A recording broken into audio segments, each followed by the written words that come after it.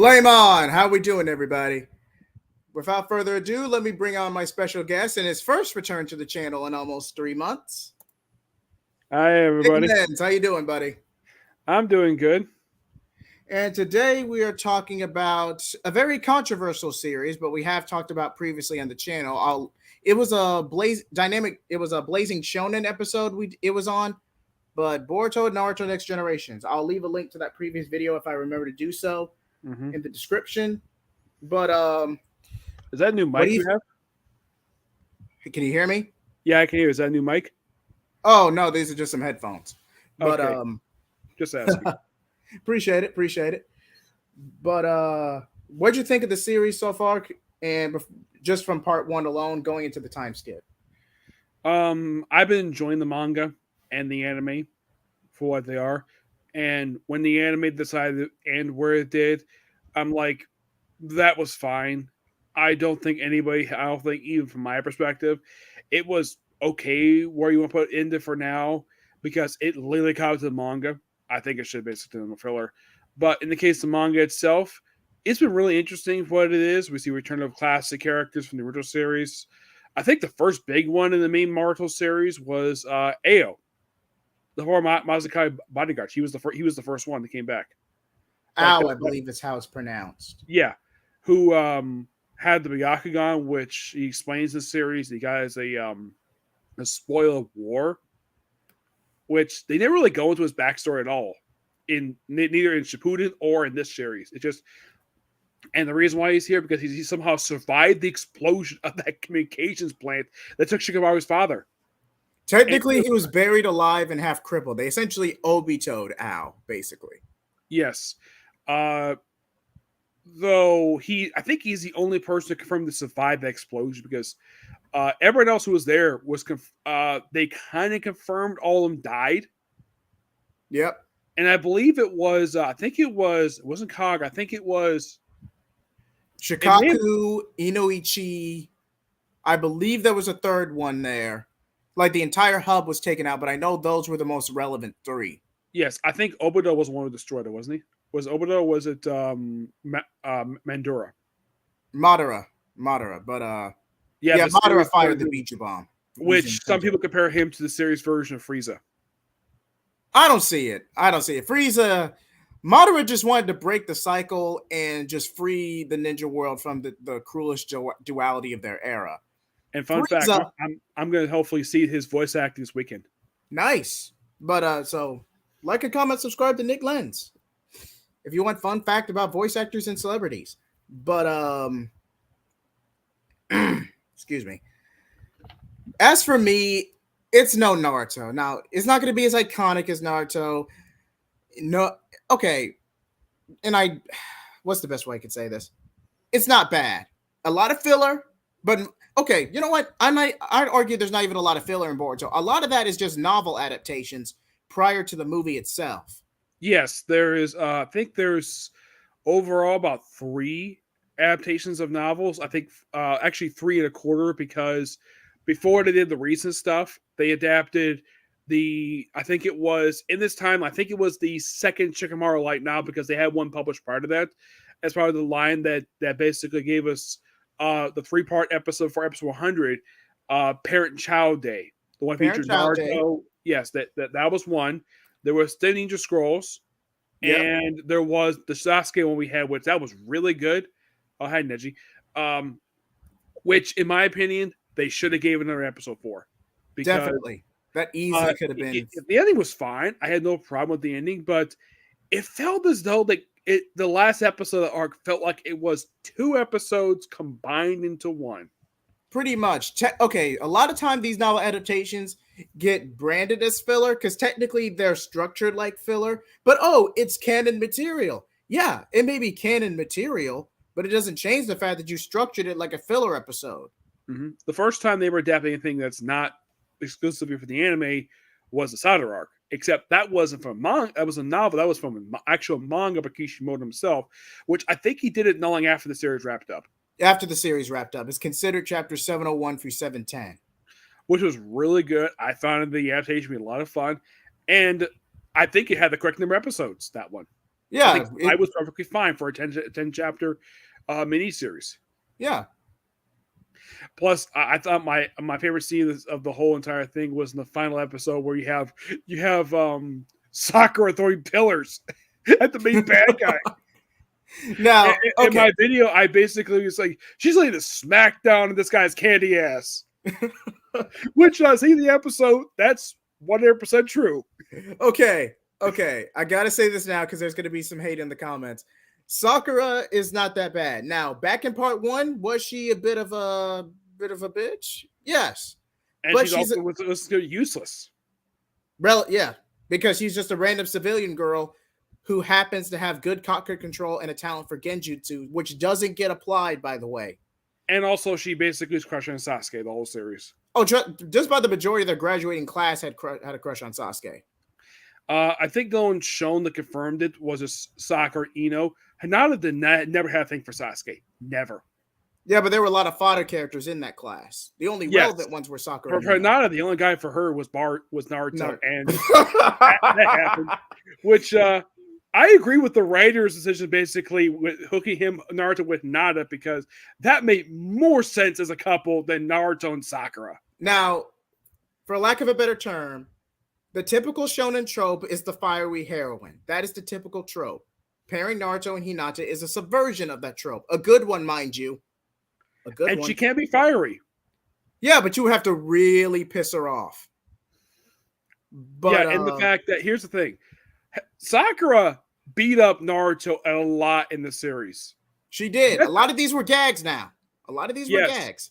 Guess how many times Hinata's ever hit Naruto? 5? Oh, once. In a filler story.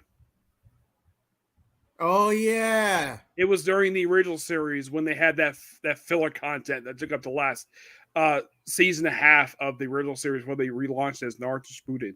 She hit him once, and that was it. Though she did slap him in the third Ninja War arc, but that was not a really big slap. It was just... That was a sentimental thing than anything. Yes. Because even she realized, though, basically, because how Naruto was feeling is that it was just her way of snapping him out of it. Now, I will admit there's a specific gag in Japan where you pretty much smack somebody for saying something perverted or stupid. In the anime, that gag got done to death. Or slapping somebody for touching somebody inappropriately. Oh, that too. But in the manga... From what I can tell, that also happens in American films as well. If someone if a guy touches a woman's rear end, not much the breast. We don't see a lot of that in the American films. We see any touch of the rear end, smack across the face. Yep. Not usually a punch, a smack across the face, because that's standard American fare. In Japan, I don't know if that's really typical. I mean, I read a light novel recently where it was ReZero, where he had a new character just touching Emilia's breast with chopsticks. And she's like, oh, she doesn't this is nothing appropriate. And Subaru is like, yeah, that is inappropriate, touching a woman's chest without her permission. And he was rightfully getting angry about it. Indeed. But in the manga, Sakura only did it like 7 times, even counting the Shippuden era of the story. And the as far as I can tell, he never... I think he may have touched a woman's breast once or twice at the whole series, but... He never actually, despite the fact Naruto was picked as a pervert, it wasn't, let's say, over the top. No, it was just a delinquent 12-year-old kid who didn't know any better. Yeah, but you never saw him grabbing Hinata the whole series. No, he wouldn't. He wasn't going to pull a Jiraiya, let's say. He wasn't going to go that far. Yeah, Jiraiya basically got, which I think they mentioned in Shippuden that he was hit majorly twice. First by Sanaya for peeping, and the other was what Naruto accidentally did to him unintentionally with the whole... When he lost control of the four-tail cloak, I believe. Yes. And who would have thought, though, that for a guy like Jiraiya, I would have thought he was a bit of a chunky guy when he was older, but man, the guy is ripped. Yeah, because even by Shippuden, Jiraiya is every bit 60 years old. But he's ripped. Yeah, he looks good for his age. He's an active shinobi. He's doing spy stuff, but he's an active shinobi. It's only natural he looks good for his age. I like Tsunade, who basically doesn't look her age. Yeah, she uses chakra control to de-age herself, but that's the cookie cake trope. Yeah, here's May's the a, weird thing about her. We never see her as an old lady. We see her arm, but never see what her face looks like when she's old. the closest we got, I believe this was anime filler, but the closest she got was when her chakra was in the pain arc, where her chakra reserve reached near absolute zero, and she was in a coma for 30 chapters. Yeah, and she was in the like that in the anime too. For the anime, she was basically in a coma for a whole season until she woke up. Yeah, until she woke up. Yeah, But because of the idiot decided to take control. You know, Donzo, Donzo, the guy's an opportunist. Okay, okay, I know people talk about this all the time online, but and I know we'll get back to Boruto in a minute, but half the reason Donzo got away with what he did is because Hiruzen couldn't handle the inner darkness that came with the job, or the duality that came with the job of being Hokage. So think of it like and he's also indirectly responsible for causing the Uchiha clan massacre. Indirectly. Yes. Indirectly. And he's also indirectly the person responsible for the stuff we have later on in the series. And the fact that he made Naruto being the Jinchuriki after the Nine Tails attack, and sabotaging any attempts of reconciliation between the Uchiha clan and the Konoha Council. And it's something, though, he's never brought to account of, like, here's the strange thing, though. Hanzo was murdered by the man who became Pain in flashback. Nagato. Donzo conspired against Nagato. Donzo did conspire with Hanzo to target the original Hokatsuki, which led to the death of Yahiko. Donzo did play a role in that. And the thing is, Donzo was never questioned about his part in the formation of the Akatsuki, even though it was indirect. He was never questioned about it at all. And despite the fact he was told, oh yeah, we're disbanding your foundation, and he ignored it. Yeah, Root was officially disbanded, and that was like a slap on the wrist. Because again, Donzo was the Sasuke to Hiruzen's Naruto. Donzo, for all intents and purposes, was the Shadow Hokage. He did a lot of the shadier stuff. He did a lot of the darker decisions. But despite playing that role efficiently for the time, Donzo was just too ambitious for his own good. Plus, he was jealous of the third Hokage because of the fact Tobirama chose him as his heir over him. Yes. Which, you ever think of it like the third Hokage is very really addressed by his actual name? No, by Hiruzen. He's only been referred directly as Hiruzen only like a handful of times. Yeah, the first Hokage, the way it's described by, I think, the second one, he's a lot like Naruto. That's to be expected because of the Ashura Indra effect. Naruto's a direct reincarnation of Hashirama. And plus, also, they're distantly related. Because he did marry into the Senju clan. I think because his wife is from the same clan as Naruto's Uzumaki. Yep. And they never confirmed this on the screen. But you ever notice, though, that Kyrene, I think she's implied to be Naruto's cousin. Distant cousin. But they never confirmed it. And they never share screen time together. One time when she was being taken into Konoha custody after the Kage post-credit scene, but they never spoke to each other at all, which I'm like, that's kind of weird. The whole time. Like, I'm sure they may have spoken at some point, but why doesn't Para allow them to actually see him speak on screen together? I mean, Kairi, I think, has spoken to Sakura. Multiple times. Hell, she literally was considered a love rival for Sasuke for a time before Sasuke ultimately chose her. Yes, and I believe they confirmed this I think it was in the Sadara arc, where she was the midwife when Sakura was giving birth to Sadara.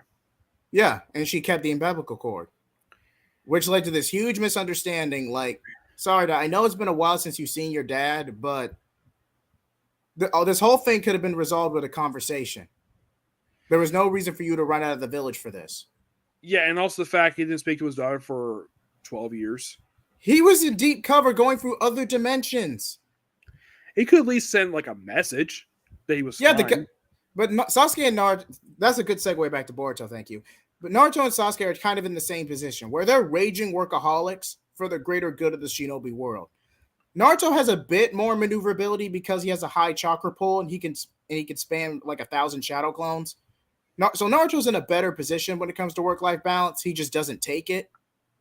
Whereas plus Sasuke is not in charge of some rogue organization of the not the Akatsuki, the Anbu.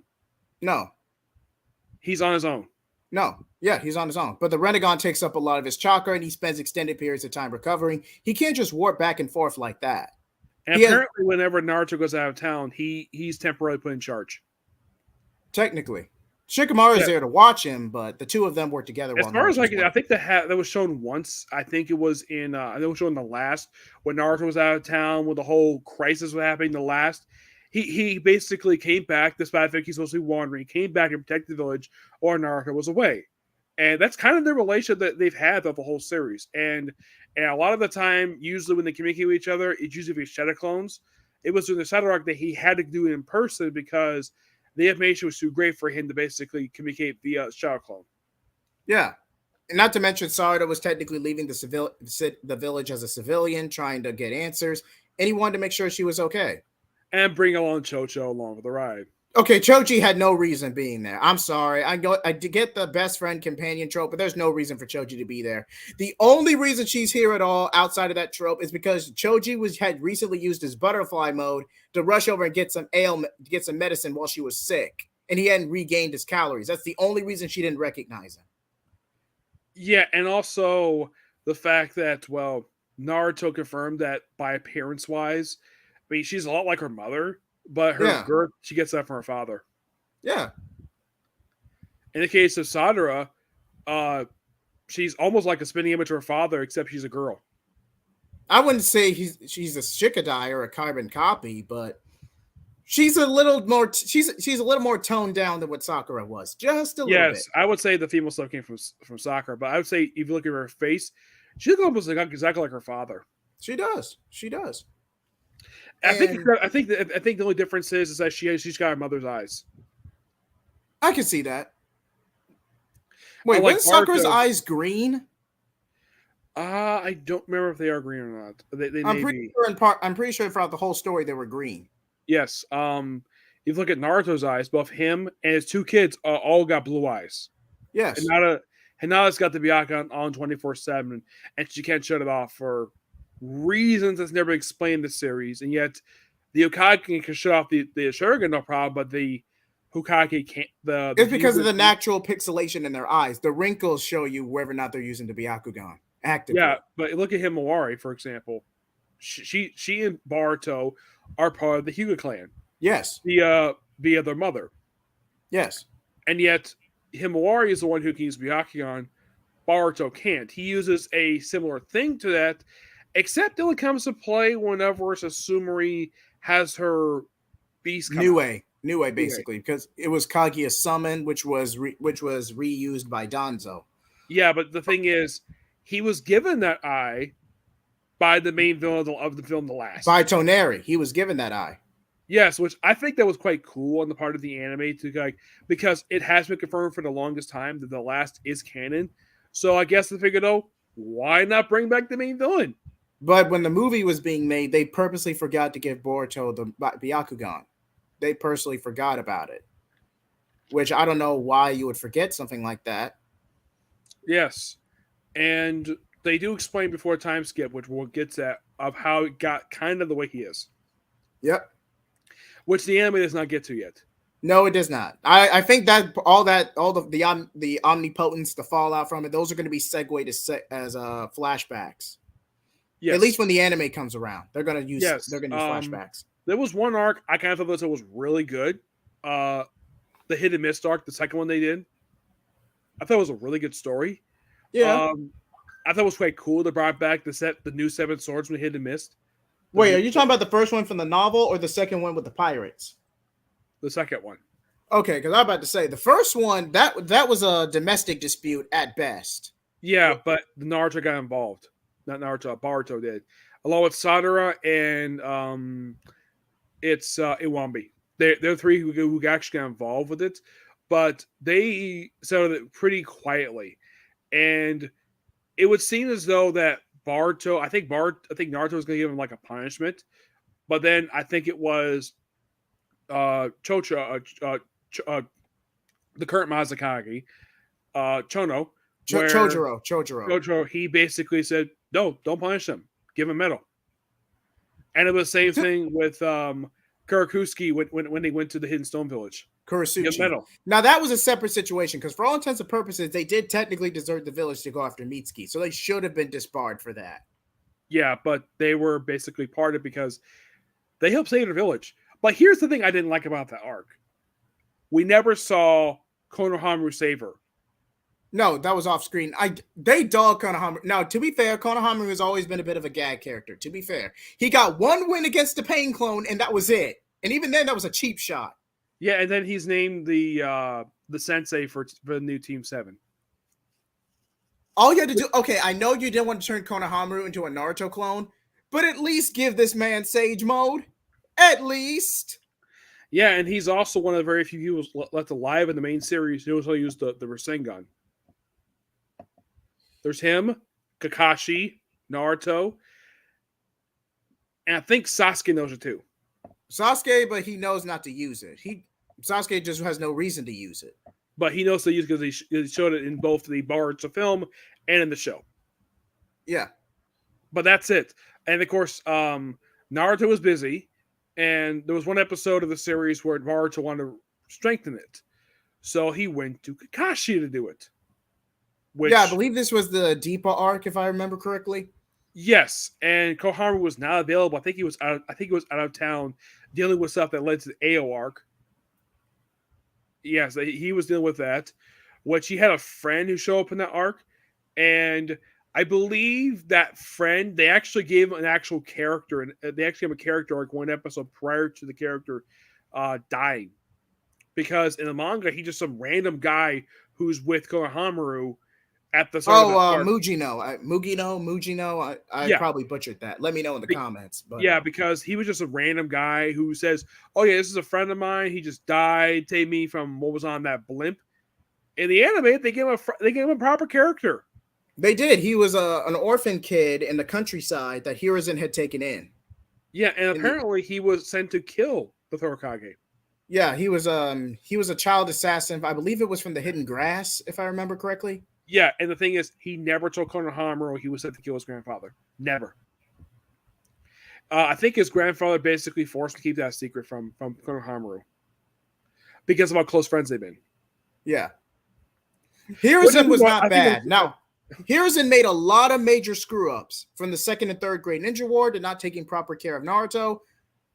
Hiruzen made some major screw-ups. The only care he did for Naruto is secretly gave him an allowance. He secretly gave him an allowance when he was old enough and say, "Hey, this is how much for the rent. Do what you want." Because he knew once he graduated the academy, he was going to get a ninja pension anyway. Yeah, but aside from that, at least he took care of him financially. Yeah. Some would argue that's the bare minimum, but I think in the case of Sasuke, I think he was using his parents' money. Yeah. And probably what was left of the whole entire Uchiha clan's money, because literally is legally is his because he's the only person left. I mean, Sasuke Itachi just wrote off his estate. Itachi forfeited his right when he killed a lot of people in the clan, despite the fact the anime, I think the original light novel, which was the Sasuke, it was the Itachi books, Daylight and Moon Knight novels, which they loosely adapted for the anime. Loosely, very loosely. Yeah, but I think they stayed pretty faithful. One thing I did think that was kind of weird they skipped this one was Obito killing the girl who had a thing for Itachi. Izumi, I think her name was. Izumi. Yeah, it was so obvious she had a thing for him, despite the fact they're probably the same clan, but it's perfectly natural. I believe in the novel he puts her in. I believe in the novel Itachi's the one who does it. He puts her in a deep genjutsu, the Tsukiyomi, to where they grew old together, and it was like a mercy killing, at least in the novel. And she said thank you. Yeah, because that's what she wanted. Yeah, but it's weird though they had in the anime where Obito killed her. Again, the scene in the anime was already structured and made by the time the novels came out. Because they had it where it's like, okay, Itachi's confirmed to be the slayer of the clan. They're like, okay, who massacred the police department? It was Obito in disguise. Yeah. And the thing is, Itachi did not know this even was Obito at the time. He thought it was Madara. Yeah, but Madara is basically a beefy guy. Obito is skinny. Madara lost a lot of his power when he faked his death after losing to Hashirama. He was practically a toothpick after that fight, to the point that the Ghetto statue was keeping him alive. Yeah, and also the fact that apparently, I think I remember in one of the flashbacks, apparently he kept the first Hokage alive somewhat after he just disappeared, after he set that being Hokage. it was weirdly explained. He Like took he took a piece of his DNA. I think he bit him during some point during the fight and adjusted some of his DNA to get the Hashirama cells and the Renegon. I think he just bit. and the Zetsu clones, which are the clones of him. I think he just bit into Hashirama's flesh, if I remember correctly. Yeah, and then he created those Zetsu clones, which he claims, oh, he created them, and then I think the Black says like, no, I made you create them because of Kakura. Kaguya, but Yes, beautiful woman. Don't get me wrong, beautiful Madara woman. got snubbed. Let's call it for what it is. Madara got snubbed. Yeah, the ending of the original series, like, oh, Obito's main villain. Nope, it's Mandara. No, it's this alien woman who we never seen before, pops up for 5 episodes, and only seen flashbacks afterwards. And it wasn't even sequel bait. Editorial just gave Toriyama a very tight window to finish the story. Which, don't blame the anime for that ending. It's not the anime's fault, it's the manga's fault for that. Yeah. Which, I don't know why people blame the anime for the ending the way it did. Like, Watch Mojo basically blamed the third grade Ninja War for ruining the anime, which, no! I'll agree it was dragged out, but... Yeah, but the war was not the reason why you think it blamed for a failure. Watch Mojo can be complete idiots at times when they make their top 10 list. But that's a separate conversation for a different stream. Yes. But back to the main war, I think was necessary. The fourth grade war they had. It was depicted. The topic was really long. But if you think about it, it only took place in a period of 4 days. I think 2 or 3, if I remember correctly. It depends how long you count Sasuke and Naruto's final battle, because you could argue that was like a day and a half. Isn't it strange, though, the end of Naruto's birthday? Yeah. October 17th, October 10th. Yeah, I thought that was kind of weird. Now, normally you think of wars in real life, they last for months or years, but a few days. Well, the main conflict lasted a few days. Because after Kage's defeat, you still had reconciliation to go through, negotiation with the feudal lords. Yeah, but the thing is, with this war, it was feudal lords all cooperating with each other to fight off against the Zetsu. Akatsuki. What remained of the Akatsuki, the Zetsu, and Obito. And a bunch of dead zombies. Essentially. Which, that was not Obito's idea. That was all Kabuto's idea. Yeah. Now, Kabuto was a good chaotic evil for that arc. Which they actually set this up in a filler story of how I got the DNA. Yeah, they did. Like, the only ones he did not get, and he did confirm this both from the anime, I think in the manga too, he could not get his hands on the DNA of the first 4 Hokage. Yeah, because they were already bound to the Reaper and the Reaper Death Seal. And it's strange, though, when they had the 4 Kage show up in that one scene when they took on Gaara. So you have Gaara's father, which... this is quite surprising. I don't think anybody knew that Gaara looks exactly like his father. He does. No one had any idea about that, especially in the flashbacks, because he never really saw his face clearly in the flashbacks. There was, of course, Io, the current at the time the current Razakage's father, which no denying he looks like his son. I believe his name was A. I don't think it was Io. I think his name was A. Yeah. The previous the Mazakage they had. I believe it was the second Mizukage, because Yagura was bound to the 3 tails. Yeah, and they couldn't revive. They did revive him, but it was not for this scene. And also the previous Kazakage. It was Tazakage. It was the Tsuchikage. Yeah, but with me president the Obito, which the strange thing about him is they never explain where the heck came from. He's just a mummy guy. Yeah, Lord Mu essentially was the guy who innovated the particle style. And Lord Mu, which was the second Tsuchikage, and the second Mizukage were rivals, and they took each other out in a climactic battle. They essentially killed each other. A got killed, I think, in the battle with he died battling the 8 Tails. Yeah, he fought the 8 Tails. No, he fought the 8 Tails to a standstill, but he fought an entire battle battalion for like a week straight, and he died from poisoning, if I remember. Yeah, and as for Gaara's father, he was murdered by Orochimaru. Yep, just before the events of the Konoha Crush arc. Which no one knew he died until they found his body later, which that is a good murder mystery. That is. I'm surprised they didn't make a light novel out of that. As far as I can tell, Orochimaru's only officially killed 2 people in the whole series. Officially. He killed third Hokage, and he killed the 4th Razakage. Technically, you could argue Hiruzen often unalived himself because he casted the Reaper Death Seal. But Orochimaru did confirm to kill him. At least that's what the Vortex. They probably didn't see They the didn't Great see Reaper. Heroes and cast it, but they didn't find out till later. And this is strange though that the Naruto's group is not thanked for killing off the Silent Ninja 5 because they assisted Orochimaru for killing the third Hokage.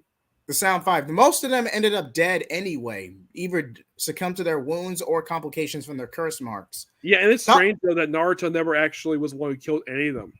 no, Like Choji killed one, Shikamaru, with the assistance of Tamari. no, that was yeah. The only one, Kiba did not kill the Sakon and Ukon. That was when Gaara's team intervened, and Sakon and Ukon were skewered to death by Kankuro's puppets. Kimimaro succumbed to his chakra illness.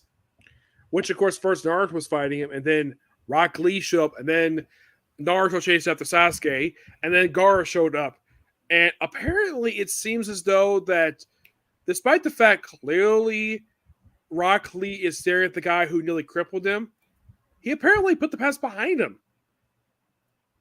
There was never like an apology for what he did to him during that arc. Like he'd say, "Oh, he was a different person back then. He could have changed." But they never actually had a reconciliation between these two characters. They're like, okay, they'll hold a grudge, fine, but could at least have a conversation about it. Like have some drinks, whatever. Not like let's say drink sake, just have like basically what teenagers drink, what they drink back then. To be fair, Rock Lee thought his career was over. Tsunade helped nurse him, and it was a matter of the situation. Yeah, the Sand Village kind of owed him a debt anyway. So and plus also it was thanks to Shikamaru's clan that he was able to be healed. So yeah, Lee just chose to be the bigger person due to the urgency of the situation at hand. I'm sure he may have reconciled. He may have basically talked to Gaara after that. Yeah, maybe by Shippuden, if not during the blank era, there might have been some reconciliation. Yeah, and I think that was basically pigtail from the beginning that Shikamaru and Tamaru would become a couple. Oh yeah, every bit. Despite the fact she's like 3 years older than he is. Technically, she's 15, and when he met her, I think he was back in part 1. But he was one of the older kids in part 1, so Shikamaru would have been like 12, right at 13. Yes. The youngest, I don't think was Naruto. No, I think that was Kiba. It is strange though when everybody aged up, and yet Naruto's taller than almost everybody except for Shino. Yeah, pretty much. Like he's taller than Kiba. Actually, about the same height as Kiba, but I think he got taller than Rock Lee, which Rock Lee and him, Rock Lee surprisingly didn't change much post time skip. I think he was the only one who didn't change. Aside from the fact he came a Chonin, nothing much changed by him. No outfit like everybody else did. Shikamaru got a new outfit. Yeah, Shino was pretty stagnant from beginning to end. Yeah, he never got character. He never got a love interest. Shino was kind of stagnant. I believe they tried. Now this is in Boruto now, so I can't confirm this, but they tried to set him up with a Hanabi, and I just don't see it. Hanabi as in Hinata's sister. As in Hinata's sister. Which I think some fanfics I've read where they try to hook her up with Konohamaru. Yeah, but I just see that as a Naruto Hinata repeat. Or the other one is him and Ugi, the red hair girl from his group when he was a kid. Oh yeah, wasn't she a filler character? No, she's canon. Oh, now I know who you're talking. Moegi. Now I know who you're talking about. Moegi. And Udon, the one who with glasses, the one had snot hanging out of his nose. Yeah, Udon's actually doing pretty decent in Boruto, not gonna lie. As far as I can tell, he's only had one major episode he did anything the whole entire series. Just one. Ugi, the Mugi, despite the fact that she can use wood jutsu, she does nothing the entire series. Nothing. The only thing she does is catch a pillar. That's it. She's a little girl who can barely use chakra properly. I mean, in Boruto. Oh, because I'm about to say, if we're talking strictly within Naruto, like she's just a little girl. Like, what do you expect, man? Yamato could barely use wood constructs. Yeah, in Boruto, she practically did nothing. She just barked orders, wore high heels, which is strange for a Junin to wear high I'll heels. admit it's not practical. It's not practical. I'll The only admit person that. I saw wear high heels the whole entire Boruto series, I think it was I think Sakura wears high heels. Yeah, but she's a medical nin, so that's a little different. I think Ino does. Ten surprisingly does not. She's never No, worn high heels. wait, didn't 1010 retire to focus on her weapon shop? Yes, but she occasionally goes on missions. Hmm. But And there was back to also something in the series where it was implied that she and Rock Lee had this stuff for each other. And there's also been a rumor swirling for years that she's the mother of Rock Lee's son. yeah, but due to cultural stigma, especially since Boruto's at a younger demographic, they can't actively show divorce and how the relationship just ultimately didn't work out. They couldn't actively show that. Could at So least that mention the fact they were in a relationship. Like, okay, think of it like this. 1010 was basically for Neji. Neji tragically dies, and then she rebounds with Rock Lee only to get pregnant. Don't you think that's a little sleazy for conservative executives? It's a yeah, sleazy situation. Come on. they could say they had you can get away with that. They were married. They basically had a thing, and then they broke up, and then basically she occasionally sees him because of Metal Lee. I mean Still, that has happened where you have couples, they get together and they have a kid, but they don't get married, but they get married to somebody else. it's a bitter pill to swallow. But again, if this is a all by all accounts a fully demographic kid show, TVY7, I just don't see executives actively greenlighting that. Not to mention the fan debates and the shipping wars. It would have been the early One 2010s all over couple again. that should got development, but it just barely does, is Kiba and his cat girlfriend. That's because Kiba's the Yantra of the Naruto verse, and he can't commit to save his life. Yeah, where he's in a relationship with this woman for over a decade, and like you can't have you as far as Okay, I can tell, that they can still have kids if they want to. not okay. One side is known for being ninja hounds or having ninja hounds, and the other is a cat family. You know, cats and dogs getting together. So if Kiba and his girlfriend were to ever get married, it's a clan dispute waiting to happen. But there's nothing stopping having kids. Oh, they can still have kids. They just couldn't get married if they want to avoid a clan dispute. There is somebody in I think in the current generation who is part of the same clan as Kiba, but I don't think she's related to him. I think it's the one who can kind of shoot almost like a cattail. I think she's part of if I remember correctly, I think she's part of Susumri's group before she left. Wasabi, but no, there's no confirmation to allude that she's Kiba's kid. I think she's just a random civilian girl. I think she's part of the same clan Really? because of the red markings on her cheeks. So you think she's like Kiba's cousin, just not his kid? Yes, maybe like a distant relative, but part of the same clan. I mean, look at let's say Susumi for example. She's not part of any clan. She's just a daughter of somebody from the root, which that's somebody Sai can get along with perfectly fine.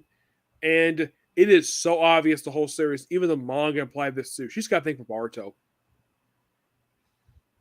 I mean, some people could think of her as a Hinata clone, but aside from the fact she occasionally wears purple like Hinata, Okay, this is what I hate about the anime. In the novel, it was blatantly obvious that Sumire was the one behind the mask, all this and that. This did not need to go on for 15 episodes, 10 yeah, at most. By episode 7, we had pretty much figured it out. She was playing the went on for damsel. 14 episodes. Oh, I thought it ran for 15. Oh, I must be counting an epilogue episode. It was 14. They were out there episode 14, and like I think it was Boruto convinced his father not to banish her from the village for this. She was just a tool for the root. That's all she was. And then afterwards, she didn't do very much. She went back to school, occasionally hung out with everybody, but she didn't have much anything to do. She transferred over to the ninja division, the ninja tool division, I believe around the same time as the Chunin exams, if not shortly afterward. I think it was I remember this, it was just after episode 100 when this happened. It was after the Team Mystical Scrolls wrapped up when they had that arc with about like Jugen, basically about like Sasuke's team from Shippuden. Mm-hmm. Which I did hear they did change Jugen's voice actor for the dub. I do not know why. Guess the original actor didn't want to come back, or there was a scheduling conflict. Look up and see who he was. Let's see, Jugen. Because I Jugo. remember, yeah.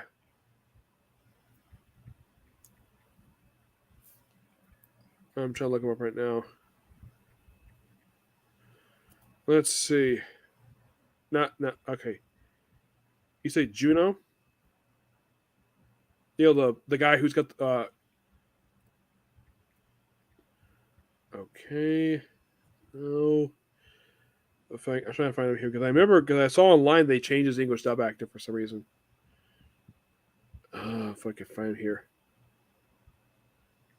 I know it's Team Taka. Yeah, Jugo. Hold on, let me look this up too. Yeah, I'm looking at basically like because I saw online they changed his dub actor for some reason. It's weird. Like Kyrene, yeah, it was Jugo. For some reason they changed his dub actor. Oh, okay. Travis Willingham, at least in Yeah, Shippuden. I believe his original actor was Travis Willingham, but in Boruto he was recasted for Kyle Herbert. yeah, I thought that was kind of weird. I mean, I've met Kyle Herbert. It's weird though because he also voices Kiba.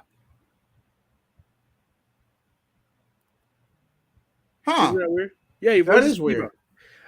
I have talked about this when it comes to Kiba. There's another character from his you ever see a series Blue Exorcist? I have seen it. I have seen it. Blue Exorcist. I have seen it. The character Bone is also his character as well. You Hmm. might notice when you hear his voice, it sounds very similar to Kiba's. Kyle Herbert told me this. The reason why these two sound so similar is why our character sounds so different when he voices because we're the same age. Wait, so That both characters are the exact same age? they're around the same age. Okay. And he says that's the reason why they sound so similar because even though it's any character he voices, they sound like similar to his Gohan character. Yep. Or not like Sosuke's. That one's different because Yep. that one he's more calm, relaxed. And he basically is like, I'm the boss. And it seems like though he's having like it seemed like you watch the show, he's having a lot of fun voicing Sosuke because he's the bad guy of the show. Of course you have fun. But he's not like very he's not exactly he has sort of like basic almost seems like he's a like special teeth, but that's what he told me the first time I met him back in 2019. That's why they sound so similar. I know that Shino is voiced by the same guy who voices Ururu from Bleach. Same guy. Huh. Yes, because it's Viz Media, of course they share people like Stephanie Seif, Hanada voices Orihime. Okay, so Hinata and Orihime are pretty much the same character type, like Kuderace. They're pretty much the same. Except the biggest difference is that Orihime is more of a ditz than Hinata is. I will give you that. I will give you yes, that. And also she's a different hair color. I meant personality-wise, but if you want to get technical, yes. And they're both known for having big chests. Indeed. Which I'm kind of glad Bleach never went down that route. You know, women tend to poke for each other for their breast sizes. I know Naruto. I know that Jordan Naruto's rooting that happened. To be fair, Kishimoto was a bit of a pervert. To be fair. Yeah, because they kept thinking that Sakura had small breasts. The whole series. Yeah. She just hadn't gotten her growth spurt yet. That's really all that was. And yet they never talked about Tenten. Tenten, they never talked about her chest size because they did this in an episode like it was Road. It was the Prelude Road Ninja movie where they did the same scene in that movie where like everybody's shocked the fact that Nada's got the biggest chest of all four ladies. God damn it! But, yes, that happened in the series, which I'm like, okay, fine. The main character's got a thing for big breasts. So what? If you look at, let's say, Machuka Tensei, the main character who's married to 3 women later on in the series, and yes, that is canon. For him, he doesn't care about chest size. He just likes them because he loves them. And he had multiple kids with all 3 women. I think like 2 apiece. Because the last book that I just read, he just had his 4th kid with his first wife, who's an elf girl. Elf girl, a demon, and a distant relative. Well, basically part of the same family. Wait. Second cousin. It's Machuka Tensei. They're basically they're the main family is what they call it. But he was part so this is a branch family thing. Okay. Yes. Yeah. I was about to say, Jesus Christ. And she's a fiery redhead. And of course, she's like Sakura, where anytime the main character is inverted, she smacks him for it. Again, that gag has been done to death. Yes. And then she left him. Raph, they did it. But there was a reason why. She wanted to get stronger. And she did. And she had reunited with him. And the first thing she wanted to do was have babies with him. Which that happened. It happened in the books. It was shown in the anime because they're going to get to him reuniting with the woman who become his first wife soon. It's Mashuka Tensei. I like the series. You should probably check it out. It's really good. I'll check it out, man. I've met Eris's voice actress, the one who the red hair. I met her at Comic-Con last year. Lindsay Seidel. I did tell her, and she doesn't know that their character comes back. I thought it was book 16 she came back. It was book 15. But let's get back to the main topic. The man of the hour himself, Boruto Uzumaki. Now, say what you will about him being a brat, being disrespectful, all these things. He's not a carbon copy of his father. He's not a carbon copy of his father. He is not a Naruto clone. The fact he looks like him. No, that's more so due to branding than anything. Boruto easily could have had black hair and nothing would have changed. I'm looking at his sister, spitting with her mother. It was just an artistic choice. Now, I do remember in this OVA, I believe it got reenacted in episode 18, where Himawari pretty much had a temper tantrum because her stuffed doll got ripped, and she manifested the Byakugan and decks Naruto in the chest trying to break them up. It was in the belly. Oh. Because still, the situation, her height, her chest is up here. She lined up right at him. It was right in the gut, basically where the circle is, where Naruto's seal is. The central chakra point. The central chakra point. The belly. Yeah, and he was knocked out like the whole day. And of course, Konohamaru opposes him. To be fair, he was off guard at the time. Yeah. And he would just try to get him to calm down. Yeah, that was it. But I will say Boruto did get his comeuppance. Like, dude, that's the burden of being a big brother. Sometimes you got to take a little bit of teasing to make sure your sister's okay. As far as I can tell, look at Asana, for example. Aside from the fact that she has a worse personality, obviously, but she very rarely hits Boruto. She doesn't constantly beat him up for being an idiot. She basically just tells him, "Don't do that." She nags at him more than anything. It's nagging. That's the worst it gets. Yeah, and Mitsuke, one thing, he's nothing like Sasuke. Nothing. Oh, no. I would argue he's more like Sai. Yeah.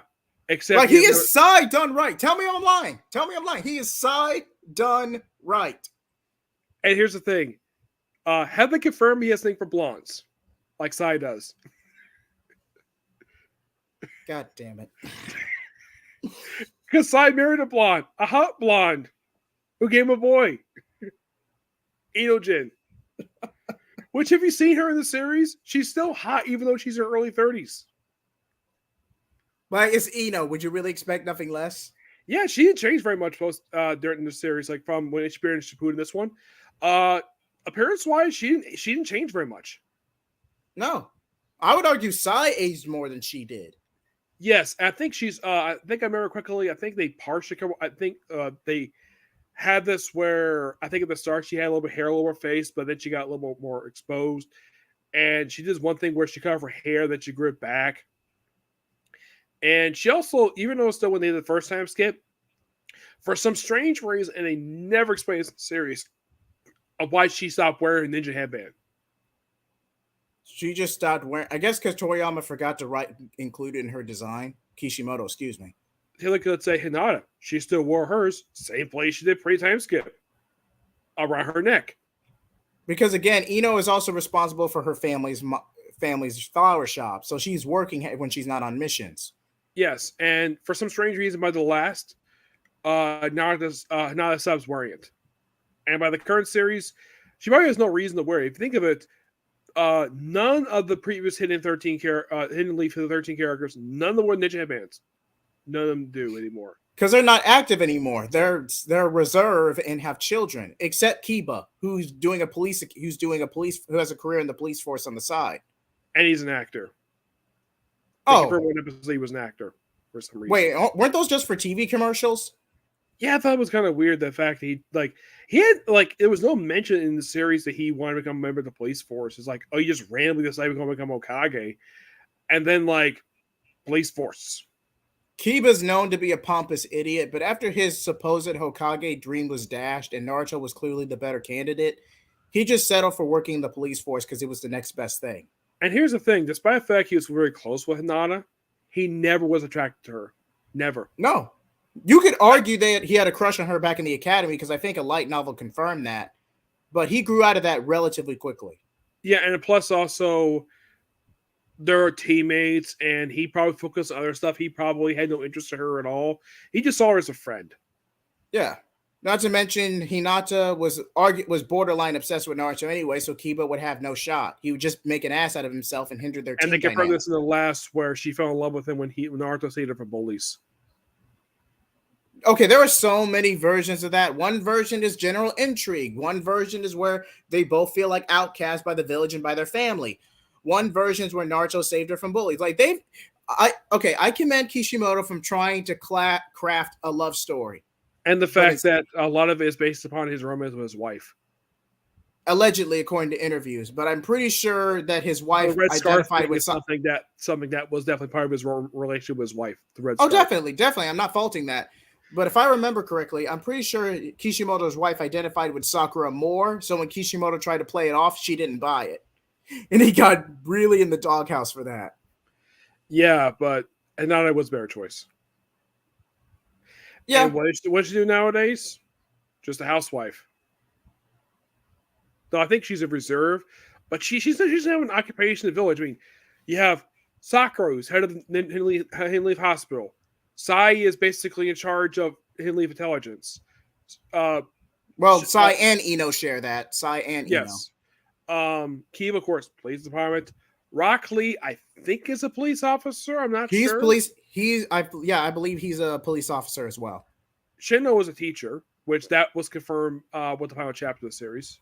Yeah. Though at least they actually had it in the original Shippuden series, they had an explanation of how we got to that point. Yeah, it was technically filler, but they did address that Shino did think he was getting better with kids and how he could guide the new generation.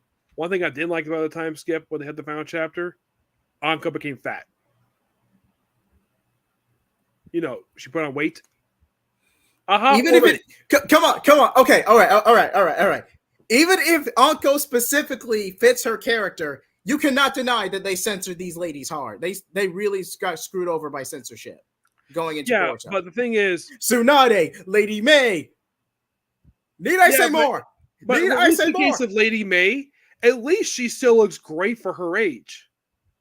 I think she's over the age of 40, if I'm not mistaken. Yeah, because she's part of the cookie cake trope where they like to be in relationships or married by 26. So I believe I think I've read somewhere she was 32 at the time of Shippuden. Yeah, she was about 32, somewhere like that. And early 30s. About 15 years advanced the series.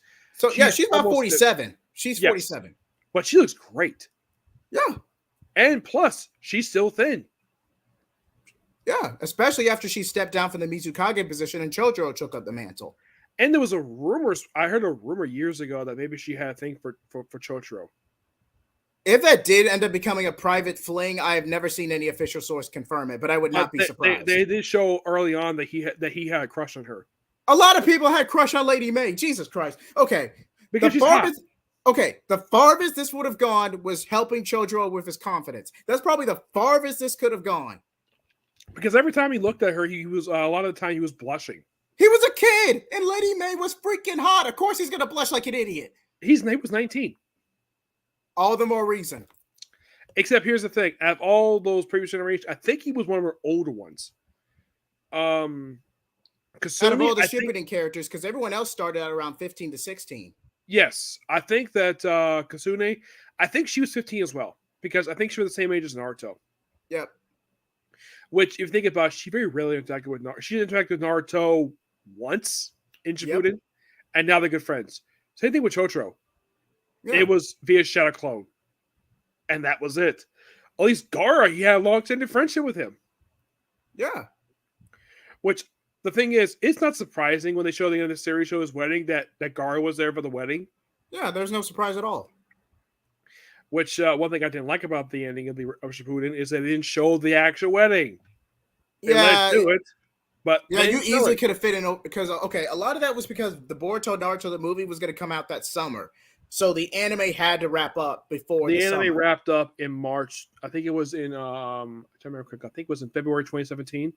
The movie was released here about a week prior to the ending of the actual series. I think it was released in Japan the year prior. Yeah. The sub was like right before Boruto the movie came out, but the dub came out like a year later. Yes. What's the adapted that for the show? And that from what I heard from somebody who did a review, I think it was Ace Operative. He mentioned this, that whole arc was basically Kishimoto's original script he had for it, because there was a character from that script was cut due to time. It was he became the main villain of the time slip arc. No, Urashiki. Yeah, whose main ninja weapon was a fishing pole. Well, yeah. He was a transition villain from the post movie stuff to the manga canon. He was repurposing, which there's no way what happened with him in time slip that he survived. He got killed by Kid Naruto and Boruto via Rasengan. It was just a narrative callback to episode 65. That was the only reason that fight ended the way it did. Yeah, and the fact that I understand the meta narrative behind it, but this is not a realistic outcome. I heard the reason why they did it because they were celebrating, I think it was Naruto's 20th anniversary. Yep. I got handed this arc got handled this better than what happened with the Time Travel movie they did for the Naruto movies. The Naruto the last, the one with Minato and the redhead and the crystal. I mean, the magic knife. Excuse me. My criticism of that movie is they erased the memories of the wrong person. They erased Naruto's memories of that movie and Yamato's. Instead, they should have done it with Minato. So he wouldn't know about his kid. Yeah. But it does explain how Minato would ultimately have faith in his child, even with the Nine Tails power.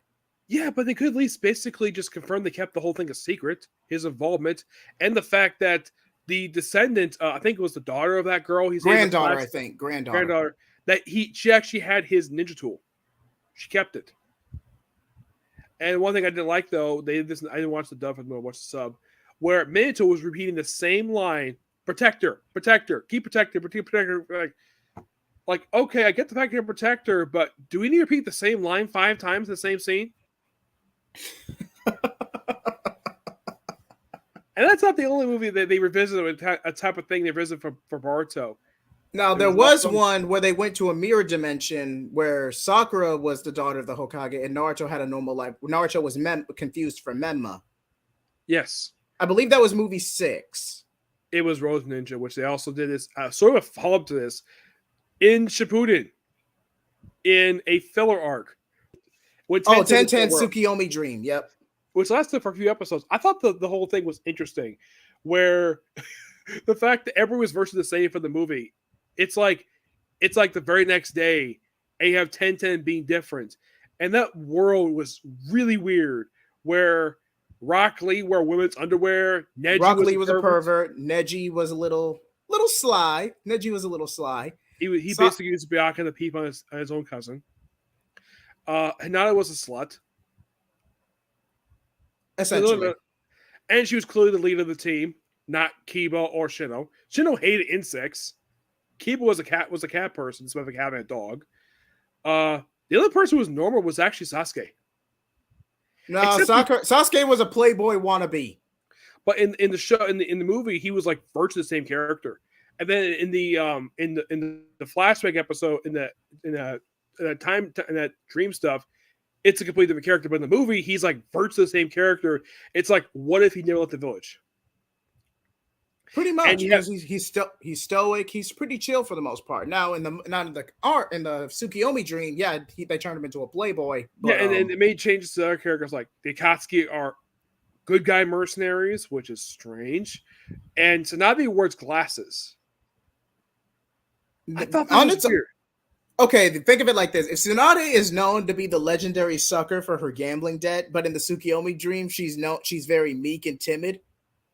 It's a very deep gag, but it goes in over your head if you don't pick up on Yeah, and on also in the that dream, innuendos. they had it where Menma, basically, where he has like both Sakura and Hinata wanting him Fighting over him, basically. and implying that he wants they want him to sleep with them. That's what I could tell from the episode. I, I'm the older one here, so I can get away with this stuff. Only in Right? Japan. Okay, you know the cast and crew had a field day with that episode. Both subbed and dubbed. They had a field day that day. I actually haven't watched the dub yet for a lot of the third Ninja War stuff. I actually, It's a good laugh. It's a good laugh. whenever it is the dub, I got as far as I think it was just past the pain arc for the dub. I got that far, and then I just basically put it aside a few years ago and haven't got back to it. I know the whole thing is all dubbed now. Yeah, it's definitely the dub is definitely finished by now. I think it's been dubbed like 5 years now. I think the dub finished a few years ago. But the thing is, Hulu, for some strange reason, stopped halfway through that arc where they used the three-tailed turtle. They got like halfway through and then they stopped the dub for some reason. So I think, from what I can tell by DVD wise, they did release the whole series dubbed. Technically, it's kind of like with Boruto's dub, where they just go off the DVD releases and just let you stream that. Yes. Though I did hear apparently over in the UK when Funimation had Naruto, Shippuden and Boruto were on Funimation, but in the UK. Which I thought was weird. Like, you have the original Naruto series, which is awesome. And then you say, oh, we actually have those there too, but they're streaming over in our country. Yeah, like, I think that's due to a region that's due to a byline issue. Yeah, and also Boruto, when it aired, I watched the whole thing on Crunchyroll. Well, not at the start, but later on I did. I'll be right back. And while we're waiting on Nick here, Boruto's not a bad character. He's a product of what the story needs him to be. Now, he's not a Naruto clone. He even openly admits in chapter 1 that he was a brat back then. He was just a kid with a workaholic father who wanted to spend some time with him, or at least be acknowledged by his dad. Now, what's the status of being the Hokage's son or being a young lord with those factors? Yes. But this is a relatively insecure 12-year-old who gave into temptation and used the ninja tools, both in the movie and in the anime version and in the series version. So, for all intents and purposes, Boruto was just a kid who was goaded to doing something stupid. Granted, by age 12, he should have known better, but at the end of the day, he's still just a kid. Oh, what's up, Movie Theater King? Not into the big series as I used to be. That's fair. That's fair. I'm more into I read Naruto up until the end of his journey. Hey, Boruto's not for everybody, but it's decent for what it is. I'm a huge fan of the 10 Tails. I wonder what the 9 other 10 B's Jigen's Jubi would form. If they ever did get split up, maybe they could have new intrinsic designs. Oh, welcome back, Naji. But for all intents and purposes, although Boruto's a brat up to the Momoshiki arc, like, come on. Unless you really had a middle-class household where your parents could afford to spend extensive time with you, you're going to relate to Boruto to some degree. Especially given the meta narrative that was going on, because mangakas slave to meet deadlines. They do. Sometimes they barely get any sleep over it.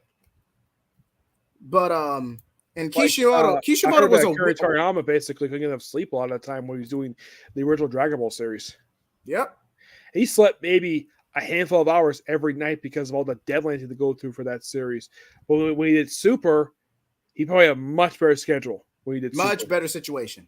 Much better. Even got an apprentice, and I believe Toible, but he was Toritaro, but he was originally known as Toible when he wrote Dragon Ball Zero and the Zycore Dragon Ball AF fan mangas. And for some strange reason, when the case of the Boruto manga, with chapter 50, because at first they had a different writer for the Boruto manga. Ikimoto. Yes, and then he got replaced by chapter 50 by Kishimoto himself. He wrote it, but he didn't do the artwork. The artwork never changed. Artwork never changed, but which I think that was a good thing because I think it was too much for his plate. And plus, definitely. And after doing it he, for 15 years, he probably didn't need to do any drawing. I don't know if he badmouthed the anime, he badmouthed Studio Period, or he badmouthed the manga industry, but Ikimoto did go on the record publicly badmouthing, and he got fired from scripting the manga because of it. I think Kishiro was there as the consultant. Yeah, Kishimoto's still there as a consultant, but Ikimoto was effectively fired from scripting the manga. He could still work on the anime, but he was fired from scripting the manga There was a because of what rumor happened. there was a rumor going around that the reason why he was let go because that arc. I think it was during the arc where we lost Ten Tails. Not Ten Tails. Yep. We lost Nine Tails. Kurama, where there was a rumor going around that Naruto was supposed to die, and that's why Kishimoto stepped in because he didn't want a character he spent 15 years developing to die, so have Kurama die instead. It was originally them supposed to die together, according to that rumor. Hence the effects of Baryon mode. But it was retconned to where... Okay, think of it like this. You do have the chakra melding. You do have Baryon mode, their life force burning, all of this stuff. But let's be honest, Kurama's chakra was going to burn at a faster rate. Yes, because Naruto did much training over the years because he's been sitting as Hokage for 3 years. Yes, though he has been training a little bit here and there, but not like over extensively he was before. He did enough to stay in shape. Which is surprising for someone basically who's in a position of power like him. Because normally people in a position of power like that, even in real life, if you're not doing extensive training, you will put on some weight. Every bit. Yes. Every bit. So Naruto was getting a work regimen in, especially with his shadow clones. He just didn't have a proper work-life balance between Hinata and his kids. And plus, we ever saw his office. You ever notice though he's always got stacks of paper all over his office, like almost like the ceiling, because he was still his paperwork. And I'm like, you have shadow clones, use them. Yeah, but he still shares the experience of his shadow clones. So if he uses shadow clones, he's inevitably going to burn himself out. So he just tries to power through and only use shadow clones when he absolutely has to, like press events, conferences, meeting with the feudal lords, stuff like that. Now, as for mangas I'm covering Yu Yu Hakusho, Bleach, definitely, with the 1,000-Year War. And I might do a full-on manga review. The original Naruto series, maybe Dragon Ball and Dragon Ball Z, and My Hero Academia, because I heard that's wrapping up. Yeah, I'm only viewing a handful of manga right now. One Piece, My Hero, Blue Exorcist, whenever they release a chapter, because that comes whenever it feels like it. Black Butler, Black Clover, trying to think. One Punch Man, and I think that's it. That's all I'm viewing right now. Did you hear the Black Butler that's coming back? Oh yeah, I did hear that manga was coming back. The anime. Oh, nice. Yes. And it's coming out next year. Which I'm like, wow, that's like 4 anime getting new seasons next year. You have this one. ReZero Season 3 is coming out next year. Yep. That Time Recurrence of Slime Season 3. Yep. And Konosuba Season 3 is coming out next year too. Now, Reincarnated Slime does get around the ecchi tropes because it does. Yeah, but it's pure fun, the anime. It's so fun to watch it. Yep. And plus, I've met the lead voice actor for this one, and she recommended seeing the movie. I have seen the movie. The movie is good if you watch the show, because Tevye saw he was confused. Because he didn't watch the show. And I told him, afterwards, watch the show, you understand the humor better.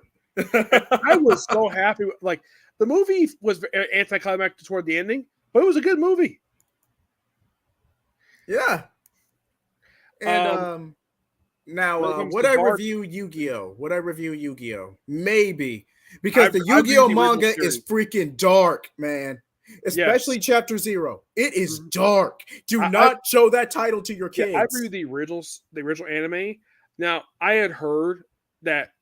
Now, I didn't know this. Someone put a reviewer I watched point this out though about the series. Now, I knew about the editing, the animation stuff for it under 4 kids. Yep. But censorship was a nightmare under 4 kids. Oh my gosh. I also heard they also altered scripts as well. They did. They which did. that I heard they got trouble for. Not for the editing part, it was a script thing. One good example of their change they made was Merrick, Yep. where in the dub you hear, "Oh yeah, he wants to take over the world." In the sub, nope, that's a lie. Well, That was made for some the thing. characters got completely butchered to appease W4 kids in censorship. Yes, and I think that from what I've heard, both from online stuff and people talking in person, people have no problem with dubcast. People love dubcast for you. They thought they were good for their roles. It's just the dialogue they had that basically spit out what they do have a problem with. Yeah, Like because the lead voice actor Dan Green, the one who voices Yugi and Tim, yep, he still gets work nowadays. he And of still course, does. the woman who plays My Valentine still does on Bleach, Yep, voicing Rukia. You ever notice though she likes voicing women with big chest? indeed, indeed. Yeah, but the thing is, her character Rukia, or not Rukia, Rangiku, where only like one guy, only like two guys, I think, for her the whole series. One was Gin, Yep. which she had, I think, for him too, but never went anywhere. The other was, and this happened in a filler. I don't remember his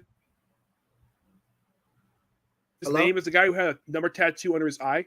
Known as lieutenant under, I think it's squad, not 3. I think it's the one where because it wasn't Eisen's group, it was Gein's group. Hmm. The squad he was in charge of, which I think that was one that published the they mentioned in the Bleach light novels, where he published their newsletter, the weekly newsletter they have. He was the editor of it. It was suggested in one of the episodes he had a crush on Rangiku, but it never went anywhere. Yeah, but didn't they release a special one shot, essentially giving them the Boruto treatment, where they all become adults and have children? Like Bleach, Ichigo and Orihime have a daughter. Rukia ends up with the redhead, and Actually, yeah, it was Rukia and Renji had a daughter. Ichigo and Orihime has a son, but those two don't have kids. Ururu became a doctor, and Chad became a boxer, even though that's not what his grandfather wanted him to do with his life. Yes, but as for what the other characters are up to, like Toka, for example, they never confirmed what she or the other two were up to afterwards, or the sisters who were surprisingly still living with Ichigo for some reason. And I had this fan theory for the longest time where Ichigo's father married his boss, his hot boss. The one who I wouldn't put it past him. I would not put it past him. Yeah, because I think because of the arc, it finally put closure to his wife's death. So of course he ended up with her, and probably Ichigo himself a stepbrother out of it because she has a son. Yep. But would you say he fits the typical shonen deadbeat father trope? Now, he did focus full time into the Soul Society. He did technically abandon Ichigo, but a lot of that was him becoming a workaholic in his grief. It doesn't excuse as far as it, I can tell, he did spend time with his kids. He did. Yeah. But the anime turned him into a complete deadbeat, at least from what I saw. Well, he was more of a group ball. Where he would constantly attack Ichigo. You try to wake him up, he would constantly attack him. Though in the live action, they toned this down. But in the show, it was constant where basically Ichigo was punching his father in the face every time he woke up. And also, he had this thing where he had this shrine to his late wife, which they confirmed in the Thousand Blood War, both in the manga, that, well, this woman is a Quincy, and Ururu is related to her. Because they mention this where she is actually Ururu's father's cousin. So she's Ichigo's fourth cousin? No. Huh. Ururu is distantly related to Ichigo, which they never go into in the series. And also, they do explain in Thousand of Blood what caused her death and Ururu's mother's death. The reason was because of the main villain. Yep. And for those actually watching Thousand Year Blood War via the anime, we will not spoil more than that.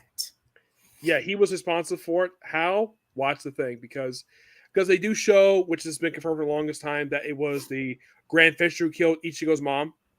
Yep. But despite being Quincy, how in the world did she easily get killed by the Grand Fisher? Watch that as a blood war, and they explained the reason why. As for Urdu's mom, they didn't really explain exactly how she died. It just basically just died at some point, and then basically this series explains it. Pretty much. But back to the main topic. What do you think of Boruto's introduction and the amount of hate he gets as an MC, and from that first impression from the movie? Well, from what I can tell, anyways, it's like, well, he's kind of like his dad in a way, kind of a little bit. Plus, also in the main series, he also graffitis the Hokage just like his father did, except he just said his father's face, not the whole thing. He does to get his father's attention. That's all he does, which his father finds to be an annoyance. But the Hokage thought was funny. Yeah. The fact that Naruto actually had the balls to deface the Hokage. Yeah, and apparently, from what I can tell, the third Hokage probably felt as though that it was not that was spite. He just did it because he thought it was fun. No, he's just a kid. Yeah. And I heard the reason why that Naruto stopped wearing the goggles. Because Kishi would have a tough time drawing the damn things.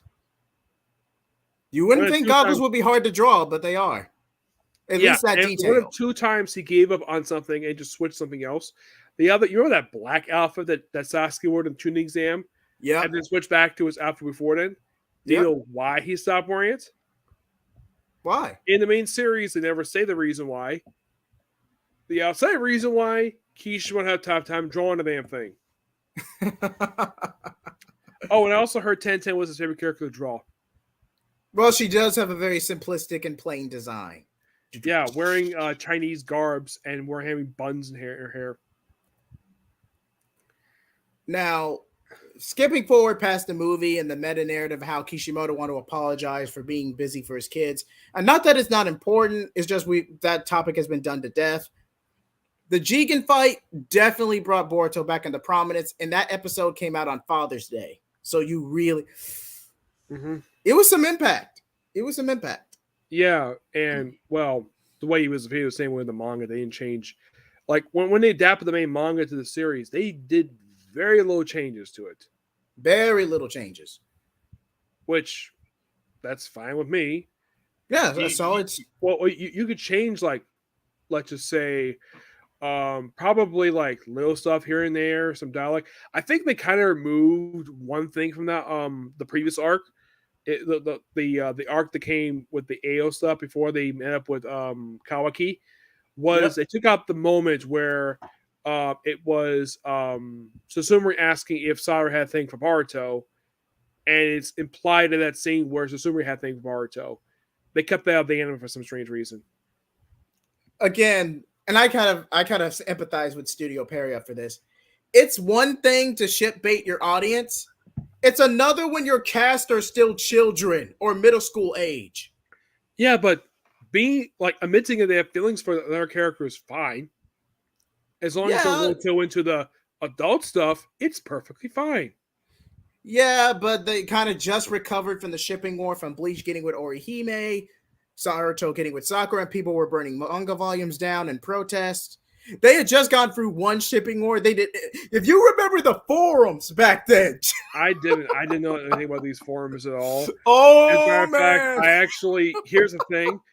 I actually, when I first read the Naruto manga, it was already over because I didn't start reading in 2017. Oh, and I think I didn't finish until I believe that year. Same thing with Bleach. But man, I mean, Kryptonian saying Naruto explained, at least 10 YouTubers off the top of my head will tell you it was ugly. Yes. Okay. Imagine Soul Eater's controversy times 10. I didn't watch that point. I watched it later, but some of the stuff I should watch when it came out, but I wasn't watching anime at that point. Not until 2017. But I've gone through a lot of anime in the last 6 years. So, like, a lot of the anime I tend to get into usually are, well, some, like when I started, I got through a lot of the popular ones first. Definitely. And then basically I got to the other ones. I think the last big one I went through was Dragon Ball. Because I actually watched series before, but never reviewed it before. So I reviewed Dragon Ball, Dragon Ball Z, Dragon Ball GT, and Super. And I reviewed one of the specials, but that was pretty much it. That's all I reviewed for. I didn't review the only movies I reviewed was Super and Superhero, and that was it. I did not review Resurrection F or Battle of Battle of Gods. Gods. I didn't review any of those two at all. Though I've met Whis' voice actor Nice. just this Nice. year. Though when I met him, I got him to sign my copy of One Piece Stampede. And I told him this, and he was very appreciative of this. I told him that Brooke is my favorite male character in One Piece. Yep. Because I love Brooke. He is so fun. And from what I could tell, Ian Sinclair was so happy to hear that. Though my favorite female character in One Piece is Boa Hancock. Naturally. Second favorite, Nika Robin. Okay, I'm just gonna rip the band-aid. Naomi is freaking annoying. Like Jesus Christ. And she's hot too. She's hot, but she's annoying.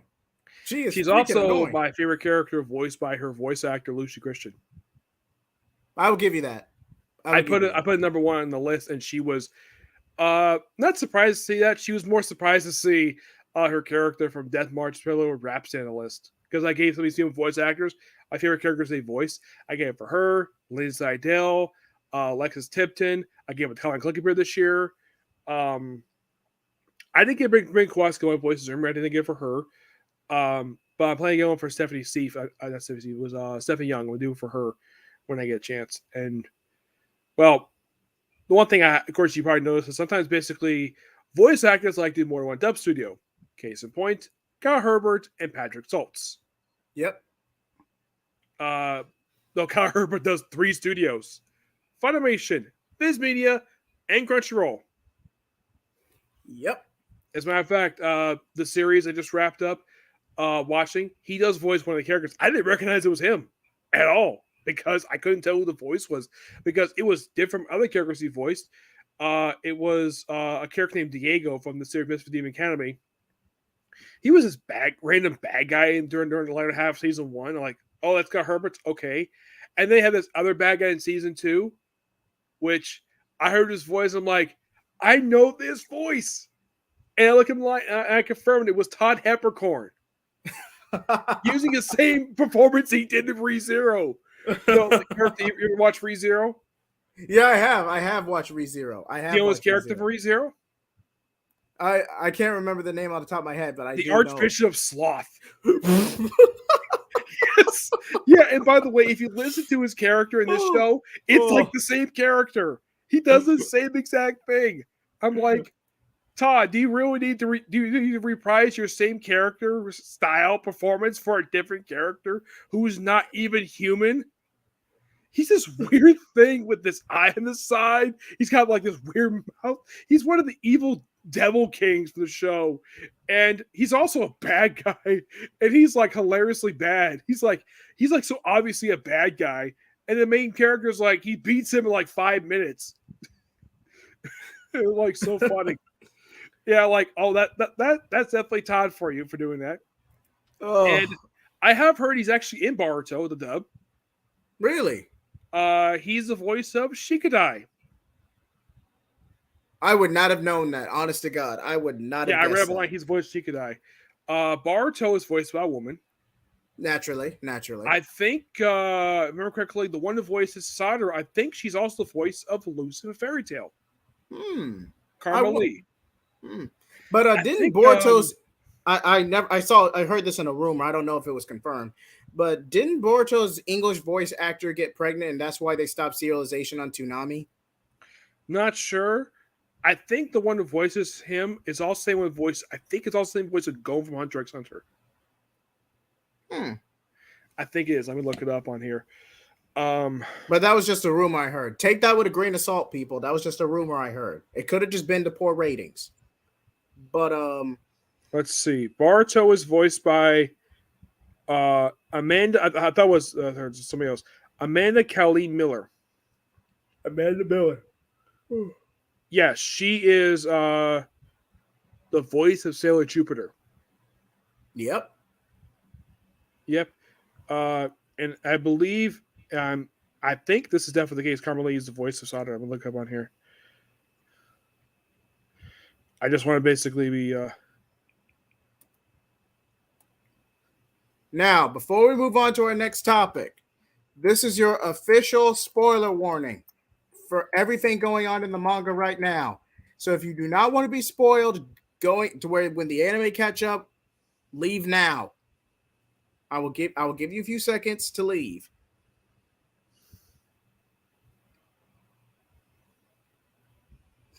Okay, Nick, how did you feel about the omnipotence? And was it a good payoff? Oh yeah, definitely. I was afraid about that. The fact that they had to do a memory altering of everybody, thinking that Kawaki is Naruto's son, not Boruto, and yet only two people remember the real reality, and that's Sada, which that was obvious because of a Sharingan. And there was also, they confirmed that Sasumori is confirmed to remember too. Now, Sada makes sense because of the Sharingan, but Sasumori, my only guess is because of Baruto's eye be connected to her. That's my guess. Okay, what would the Jogan have to do with Kaguya's personal summoning? Where he basically alters reality. Wouldn't that just mean that the Jogan gives Boruto dimension hopping powers? Well, no, it was. I haven't read the recent chat, but basically, before the time skip happened, the new girl Ida, Yep. he forced her to change reality because he really wanted to kill Boruto. Now, to be fair,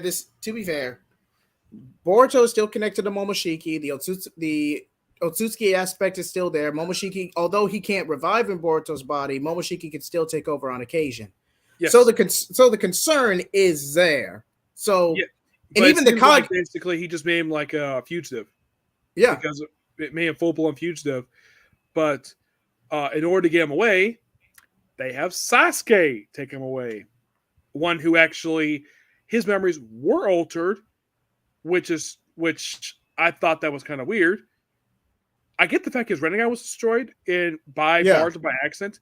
But I would have thought that his eye was perfectly fine using Sharingan, but apparently he got altered. I thought that was weird. Sarada was still active in the field with her Sharingan active, chasing after Boruto and chasing after Kawaki, whereas Sasuke was in his base at the time. Mm-hmm. At least that's how the manga is ultimately going to explain it. Sasuke was in his base, therefore he was affected. Yeah, and as for Sasumi not being affected, I mean, I have no idea. I guess that's due to plot contrivance. I have no idea. Or it could be because basically her tracks to Boruto. Maybe. It could be his eye, even though he wasn't using it, because her new, it has, because of the fact he's the only who can see that creature in his shadow form. He's the only who can. Maybe because of his connection to this character, that could be the reason why, but they never downright stated. I hope they confirmed that post time skip. Hopefully. But the one character I thought was kind of weird that he got affected by it, given the fact that aside from Sasuke, I think the one person, I mean, Naruto and Nana, they're out of the picture, so there's no way that if they're affected by this or not. Of course, they're probably eating they're in another dimension, which they confirmed at the start of the series. But Mitsuki, him being affected by it, that was surprising. Definitely, because he's a clone, basically. He's a synthetic being. He should not be affected by this, by pure inception or manipulation. Here's at least question. Is his father affected by it? Orochimaru stays in a burrow or cave half the time. So unless Orochimaru just happened to be outside, which I highly doubt he would be because he's under constant watch. I don't see Orochimaru. Maybe Yamato might be in his team, might be infected, but I don't see Orochimaru being infected. But he's not going to say anything. Yes. Another character, given how close he was from over the years, Shikadai. Oh, I knew Shikadai was going to be infected because he's outside of being part of the Nara clan, he's a regular shinobi, so there's nothing really preventing him from being infected. Trying to think who else. Naruto's grandfather. Do you think it'd be Byakugan? Oh, Byakugan. Hinata's father? Hiyashi. Yes. He could be immune to it because of his Byakugan. Possibly. They never confirmed it. No. But the reason I just see like this is more like stage setting. Like, the way I see it is that Kawaki is essentially going to become a tyrant in the Leaf. Like, I'm the strongest guy here. I'm practically Otsutsuki level as is. Even if you did want to revolt against me, I'll just destroy the village and use you all as martyr and bait to lure Boruto out anyway. Here's a question. I don't know if they confirmed this or not. Was Himawari affected by it? If she's not, then she's not really in a position to do anything. Because they never confirmed if she was affected by it. If she is affected, it'll lead to a Sasuke versus Itachi dynamic. I'd say maybe the only person who could have been affected by it, but given the fact she could easily prevent it too, Ino. Because she could possibly be immune because she used mind jutsu. All the time. Yes. So she could be immune, Sai probably not. Or at the very least, Ino would have a stronger tolerance against it. Yes. Ino-jin, probably. Yeah, because he's not refined in any way. Yes. Let's see. Shikamaru. Yeah. He would piece it together. He'll be infected, but he'll piece it together after a while. Because he's a genius. Yeah. He'll piece it together eventually. But here's the question. Who's smaller? Shikamaru or Shikadai? I would say Shikadai, because Shikamaru has become very vain in his old age. To where he's not perceiving every conceivable possibility. And isn't it funny though? Whenever his wife shows up, it's always basically shown for laughter. Yeah, hence the gag. Tamari's technically an ambassador for the Hidden Sand, but that doesn't mean she actively has to stay in the Leaf. She still answers to the Kazekage at the end of the day. Yeah, but it's like she shows up like, "Hey, Shikamaru married a hot lady." Pretty much. Yeah. And she could easily read Shikamaru. He's like, if you think this is just a drag, you just think this is just a drag. And they never say anything. And she says, no dinner for you. And then she comes in later. It's like, dinner's ready. And of course, then she uses her fit to knock them out. He's like, now you hear me, dinner's ready? I'm not surprised she kept that thing after all these years. Oh no, I'm not surprised at all. That is Yeah, or how about this is something never shown in this series at all. Choji's wife. How the heck did he meet this woman? Technically, it was in the Sakura novel. I read it. I don't remember him meeting her there. No, they were already interacting and going on dates. They were paired together in that novel. Yeah. And if you notice though, like she's like the only person aside from Hinata who doesn't look white as a wife. Because she's from the Hidden Cloud Village. Where like, now, I'll admit it's a little forced. I will admit that because these two barely interacted before. But it's a pretty wholesome dynamic. I got nothing against it. Yeah, and she just sees him as a lazy bum. That's seen from one episode. The fact that, well, and Chojo just tries to get her parents to, not let's say be romantic with each other, but just to get along better. That's all she wants. Get parents to get along better. And if you think about it, the only relationship you've seen the whole series that is perfect is Naruto Hinata. They got a great relationship. Now, Sasuke and Sakura, now some people would say Sasuke and Sakura is toxic because he tried to kill her. A lot of those instances, Sakura was just getting in his way. Yeah. Like, literally, a lot of those instances. Hell, and it was confirmed one episode that Hinata and Naruto do not argue at all. No. At least Naruto has enough. I have heard both in fiction and real life arguing this helped prove the relationship. Yep. It does. It does, because you're actually confronting the issue. Yes. But Hinata, for some reason, doesn't do that. The only time she ever got angry was when Naruto and Boruto were arguing over what they could have for dinner. Now, Himawari wanted hamburger steak, but porridge was healthier. And they were arguing over what Himawari wanted and what Himawari needed. And then, of course, Nana kicked them out. And then they went to eat ramen for dinner. Now Which, I get it. You have a which in responsibility. the You're a political episode they did confirm Naruto still had that. Remember that before the end, Shimuden, that marriage coupon, that lifetime. yeah, and he's like, does it still work? And I think they confirmed Ichiro retired and his daughter runs the place with her husband. Yeah, pretty much. At least from what I've seen. I've read in fan fiction that she's part of the Alma Black Ops and she was there to keep an eye on Naruto. Maybe at some point. Now, I would not be surprised if something like that happened. Hence why Naruto. You know, this filler episode, she wanted to become a cooking ninja. She tried to push for that, but that went nowhere. The only thing, it was similar to in a basically really good flashback when Tsunade pushed for having medical ninjas part of the traditional team, which at first they weren't for it, and then you see it nowadays. Yeah, at least one person is taught medical nin, or at least has an aptitude for it. In the case of Team 7, it's Sakura. In Hinata's team, I would argue Hinata or Shino. Yes. Either one of those two.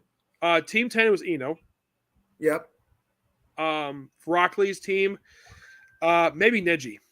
Yep, Neji. I could not see 10-10 being that careful. In the case of Kohamura's team, I'd say probably it was Mugi. Probably. Moegi. Definitely Moegi. She probably has some training, but I don't think she was a full-fledged medical ninja. She never showed it. No, she just had some training due to their team dynamic. She just had some training in it. In the case, let's say, Gaara's team, I'd say it probably was Tamari. If you really, I would argue Konkoro. Because he's more you know what I mean? Yeah, I can. Tamari's too much of a hothead. He uses the puppet ninja again because I was so happy for him to use that again because, like, you only see it twice the whole series of him using his ninjutsu because you know it's focused on hit and leave. The first time was during the tuning exam arc. The first one they had, not the second one. The second time was during the arc which brought Usugi's return. Yep. Which when they're out in the desert gathering up all those dolls. Which was a prelude to the time slip arc. And that was the only time I could think of he ever used those. And the whole point of that one was basically Baruto wanted to go see Sasuke. Pretty much, because which technically he wasn't deserting the village like he did later on. He just basically, I think it was implied he did get permission to go out to go search for him. I think he stole the intel, basically. He stole the intel and then followed the lead Sasuke was giving. So technically, Boruto forced himself into an active mission just because he got impatient from Sasuke not training him. Yes. And the only reason he didn't get disbarred for that via desertion is because it was an active mission because Sasuke was giving intel and then Boruto forced himself on the case. And plus, he helped out tremendously with the case. He did. He helped get Shikaku back to the Leaf. That's the only. He might have gotten a mild punishment from Hinata and Hiyashi, but that's about as far as it went. Because that was supposed to be like a family commune. And then later on, I think they tried to do one episode, because I think they came out during 2020 when the whole pandemic thing was going on, those episodes. Yeah, because the anime was delayed for 3 months due to the pandemic. I think it was 1 month. They put off the air for 1 whole month. Huh, I thought it was 3. Yeah. There was one episode where they kind of referenced real life stuff, and I was not happy they did this, where Naruto wanted to put the whole city in lockdown. And from a real life perspective, doing something like that, from at the time, that type of episode was not a good idea to air at that point. Oh, that was very poor timing. Very poor timing. Yeah, I blame Para for that. I don't blame the writers. I blame Para for airing that time. I would have aired this after the lockdown stopped. Once the heat died down. That one was still going on. That was stupid. And that was the only episode that we did something like that. Because after that, they never take. I'm sure they probably got a lot of criticism online for it. And they probably got a lot of complaints from parents about that.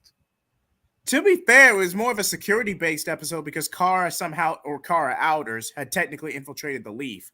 So it was more of a security concern. The timing was not good. Yeah. That's more akin to national security than anything, but I get why parents would be upset.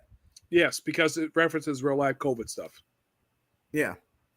Which nowadays, if you do something like that, I would say it's fine to do something like that. Like, in the last couple of years, but if it when it happened was not necessary. I mean, doing if it's briefly, fine, but for some people, it just reminds them of 2020. Yeah. Yes. When they did that pirate arc, there was one episode I was very critical of when it aired. It was one of the 3 members of the 7 swordsmen, the girl, the Yeah. other girl, the one The who's one not with using the needle thread and was kind of flirting with Metal Lee. yes, I don't think she should have died. You don't think she should have gotten killed off? No, because it was completely out of nowhere. There was nothing built up to it at all. I kind of thought that they could have built something with those 2, but that death should not happen. That's just my honest opinion of the matter.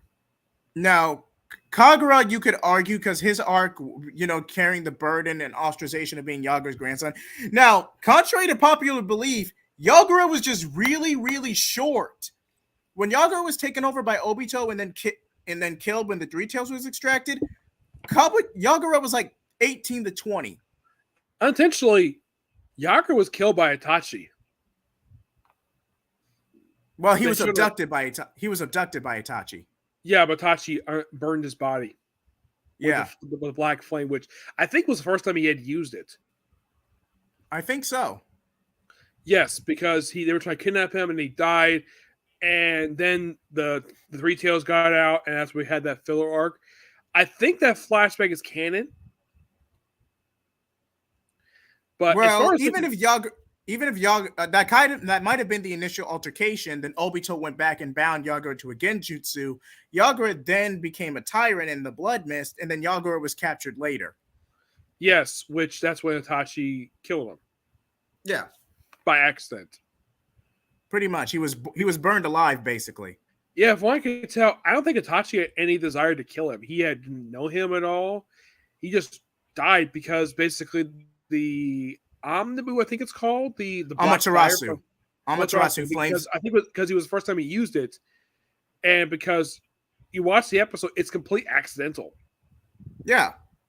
So basically, the third Mazakage is killed in an accident. Technically, he was burned alive because Itachi was not. Yeah. Then the Three Tails got out, and then they had to hunt to capture it again. Yes. And so technically, that his predecessor was never told the fact that his current successor to one after him was a hot woman. Which, from his perspective, he probably would have enjoyed hearing that because he seemed like a very suave guy with a mustache of his. Yeah, but Yagura looked very much like a child because, again, Yagura was briefly a pawn for Obito, and then he was killed by Itachi's Amaterasu. I read basically who voiced him in English dub. Do you know who voiced him? Who? Johnny Ambash. I believe it. Yeah. Yeah. Wait. Adam from Mighty Morphin Power Rangers voiced Yagura. Yes. He also voiced Saucer the Red Sand. Oh, no, that I saw coming. You could tell Adam's voice. You could tell. Yeah, but I heard that was definitely him. Also, Steve Bloom, the one who voices Orochimaru, Zabuza. Guess what character he voices in Naruto? Orochimaru, Zabuza. I know he doesn't voice Jiraiya. What's another deep-sounding character? The Tazakage. The old Wait. Tsuchikage Anoki. That's Steve Bloom? Look it up. Damn, that guy has good range. Shit! Yes. I looked it up. It's him. I'm like, really? Steve Bloom voices his little old man? Yeah, Steve Bloom. I'm looking up right now. Steve Bloom did a voice Anoki in Shippuden. Now, whether he voiced him again in Boruto, I don't know. But I don't know either, but it seems strange. Yeah, that's a very strange choice. Now, granted, Anoki being a bitter old man who's jaded in his old age. If you want to pick somebody to voice him aside from him, I would have picked Bruce Elliott. Yeah, Bruce Elliott would have been a much better choice because he's actually played that type of character before. Like Makarov from Fairy Tail. Yep. And he was the first English dub actor for Congo Moore from Case Close. Yep. Which they did brought the dub back recently, except it's on a different studio. Yep. and the whole dub cast has changed. Yep. And apparently, the main character is voiced by actually it's Rand because in the original dub she's voiced by Colin Clickabeard. In the Hmm. second dub, she's voiced by Christina V. Christina V could pull it off. She could pull it off. Yes, but like Steve Bloom voicing three characters. But here's the thing: which character like voicing the best? Because I heard his favorite character he voiced is Spike from Cowboy Bebop. Oh, every bit is Cowboy Bebop. That's arguably one of his best. That's arguably his best role. Is it But strange though that Zabuza never shares screen time with Orochimaru? never, Either in the manga or the anime. not even in flashbacks or It's filler weird. scenes. I But think Zabuza, Obito. I think Obito. I think Tatsuka he may have once. I think. yeah, because But there was a flashback where Kimimaru was working on a mission for Orochimaru, and Kimimaru and Zabuza and Haku crossed paths. But Orochimaru wasn't there in person. Kimimaru was just doing a mission for him. yes. But yeah, Zabuza was essentially supposed to be a one and done villain to help instill Naruto's ninja way and the cruelty of the ninja world.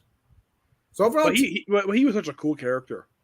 oh yeah, if there was a workaround or a what if where Zabuza survived and just Haku died, I could easily relish that story. Though I'm not really a big fan of his assistant. Okay, Haku's a guy, but He has the face of a woman. okay, all right. Back in the 2000s, Haku was the first femboy in anime for a lot of people.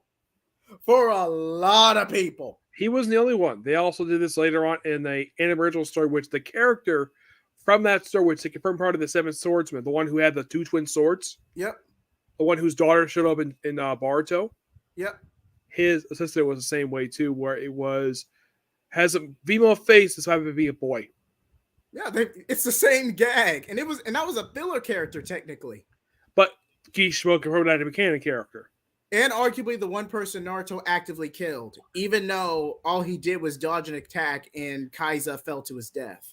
And it's weird though when his daughter face off against Sadara, Baruto, and Iwambi, he goes after Sadara, not Baruto. I thought that was weird. Like, when you go after the guy whose father killed her father, not somebody who's completely But related. but a lot of the new ninja swordsmen brushed Boruto off as a brat, and rightfully so, because this was before the movie recap. I would have thought though she would go after him because it's the son of the man that killed her father. Yeah, but she doesn't have a real relation with her father. Her mother's the one who was cruel to her, especially after Kaiser passed away. And plus, I think it's implied that her father abandoned her when she was a child. Yeah, Kaiser did abandon the family not too long after she was born. Yes, and I think that his sword. I think there was one other person they show in the series that did hold that sword before him, which he did show up in the Flurry Ninja War arc. Yeah, he was revived in the Fourth Great Ninja War, which was interesting. And of course, they brought back what was his name? The one who's Itachi's partner. His second one he had, the one who had the shark sword. The one that Killer Bee kept as a spoil of war for a while.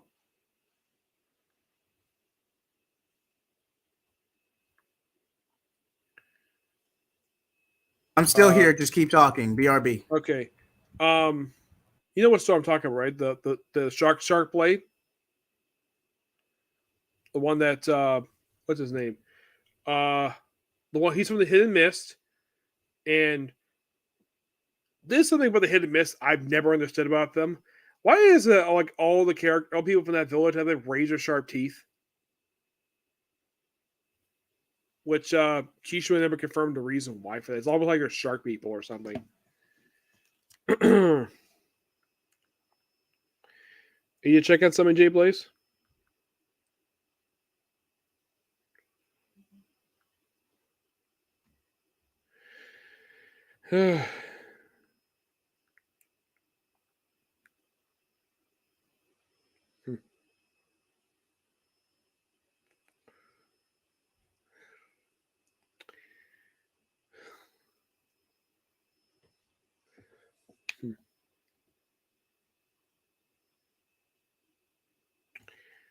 Huh.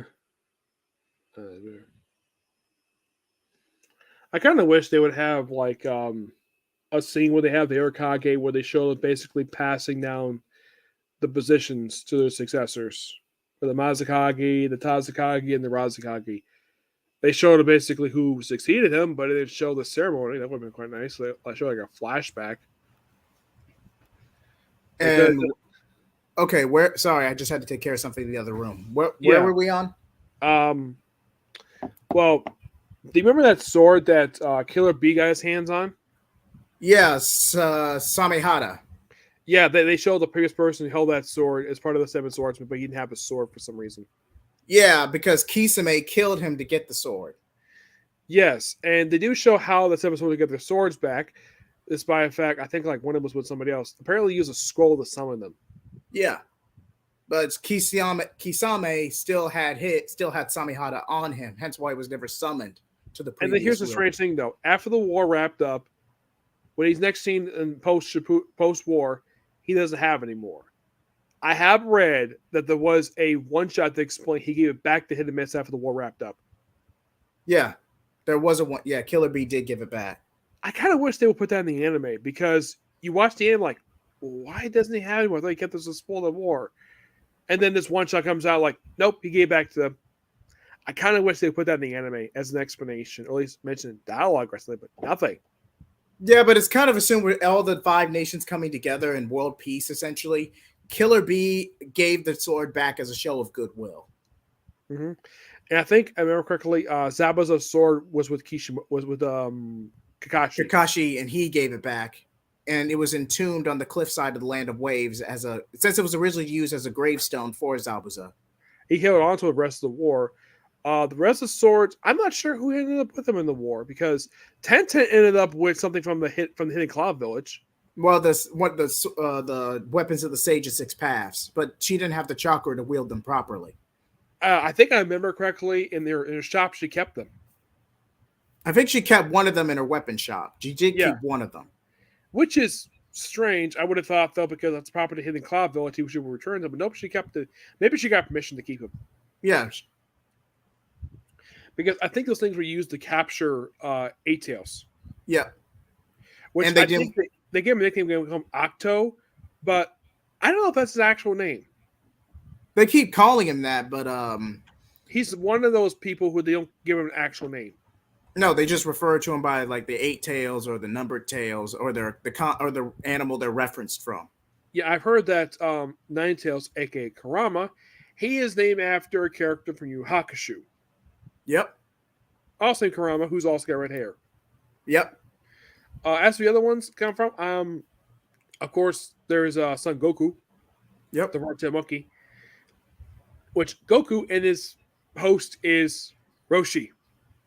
Dragon Ball reference because Kishimoto is a big Dragon Ball fan. As for the other ones, Shukaku, Chue, I forget the name of the 2 tails. Hanzo and I think it was Lucky Cat.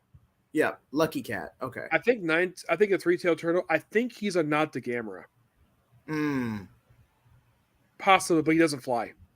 Mm-hmm. It's just the whole giant turtle thing. Yep. That's the only I can think of.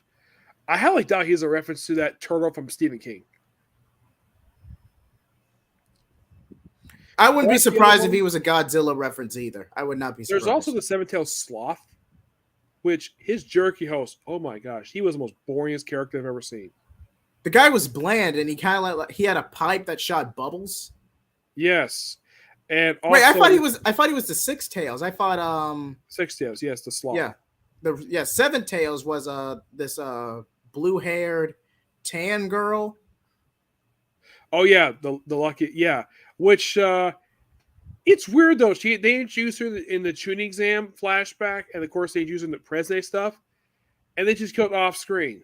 Yeah, she's actually one character I would love to have seen that they kept this one alive out of all the hosts because she died and they could have easily brought her back. Well, if you look at it, like it's kind of weird that they kept her dead like that because her character was great during the tuning exam arc. Yeah, I mean, think of it like this. Now with Gar, once your tail beast extracted, it also takes a huge chunk of your life force, and you eventually die anyway. The only reason Gar was brought back is because Lady Chio, which did get a redemption arc in the subplot of that arc, ultimately sacrificed Which herself a to lot of people bring call her Granny Chio. Granny Chio. Lady Chio, Granny Chio, same thing. They call her Granny as Because she's an elder. Because she's an elder of the village. and apparently she has no problem calling Granny. No. I think it's a sign of affection because I think that even Tamara calls her Granny too. Yeah. Which the only person she was the only person who died in that first arc. She's the only one who died. Well, her and Sasuke. Except, yep, and Gara, but he was brought back. Yeah, with her life force. Yep. And a little bit of Naruto's. Yep. Actually, mostly it's just chakra because he had lots of it. Yeah, she was the one who casted the jutsu herself, but Naruto helped her finish it. Because So she didn't. Because of Naruto's close friendship with Gara. Yep. He was very willing to help. Like once he heard that he was kidnapped, he basically stepped up first. Like, yep, I'm in. Yeah. He was pointed out though during the meeting by Gara. It's like when I was kidnapped, only the Hidden Leaf Village helped me out. None of you helped me out when I was kidnapped. How long have you forsaken yourselves? Yeah, and it's something though that Danzo's named the interim Hokage because of manipulation, because he's got the Sharingan. Well, he stole Shisui's eye as a trophy. Well, one of them anyways. He saw one, Yeah. the other one went to Itachi. Itachi, the other one. And then you see what was in his arm. Like, he basically ravaged dead bodies, those freaking eyes. The ones with his arm. Yep, and Orochimaru helped make it. And I'm sure he regrets doing it. Yep. Yeah. It is so strange, this guy. The fact that he just doesn't give a damn. He just does this stuff because of pure jealousy. Because And the great picked Hiruzen over him. Hiruzen over him. Yeah, and the fact he takes down Tsunade. Because she is his student, and the fact he wrongfully blamed the Third Hokage's peace doctrine. Peace tactics. Which, and even then, that was because you were going through a 20-year Cold War. Sometimes peace tactics backfire. Or can't seek resolutions. Yeah, but blaming his doctrine for it, may have been flawed, but blaming him outright for it was stupid. And also, like, the fact that the elders actually want Kakashi to become the interim Hokage. But it was a final decision between the feudal lord. And after he got deposed, he was basically selected to be the next Hokage. But Tsunade woke up. Yeah, but he was already selected anyways by the time she stepped down because it was already set up. It was already in place. Yeah, which I think from her perspective it was fine because someone she knew, and plus she's a student of someone she knew. Yeah, a student of a student, kind of like similar to with the fourth Hokage, where he's a student of Jiraiya, and who Jiraiya was a student of Hiruzen. Yes. And Tsunade's like the only person who's connected to all the previous Hokages in some way. Pretty much. In some way. Because of blood relations. One, because it was her mentor. Yes. And the fourth was a student because it's a student of a student. And kind of the same thing with Kakashi. Yep. Naruto, because he's the son of the fourth Hokage. Yep. And she did technically mentor him briefly for a time. Yes. And she had basically an affection for him, despite the fact she would occasionally smack him for being an idiot.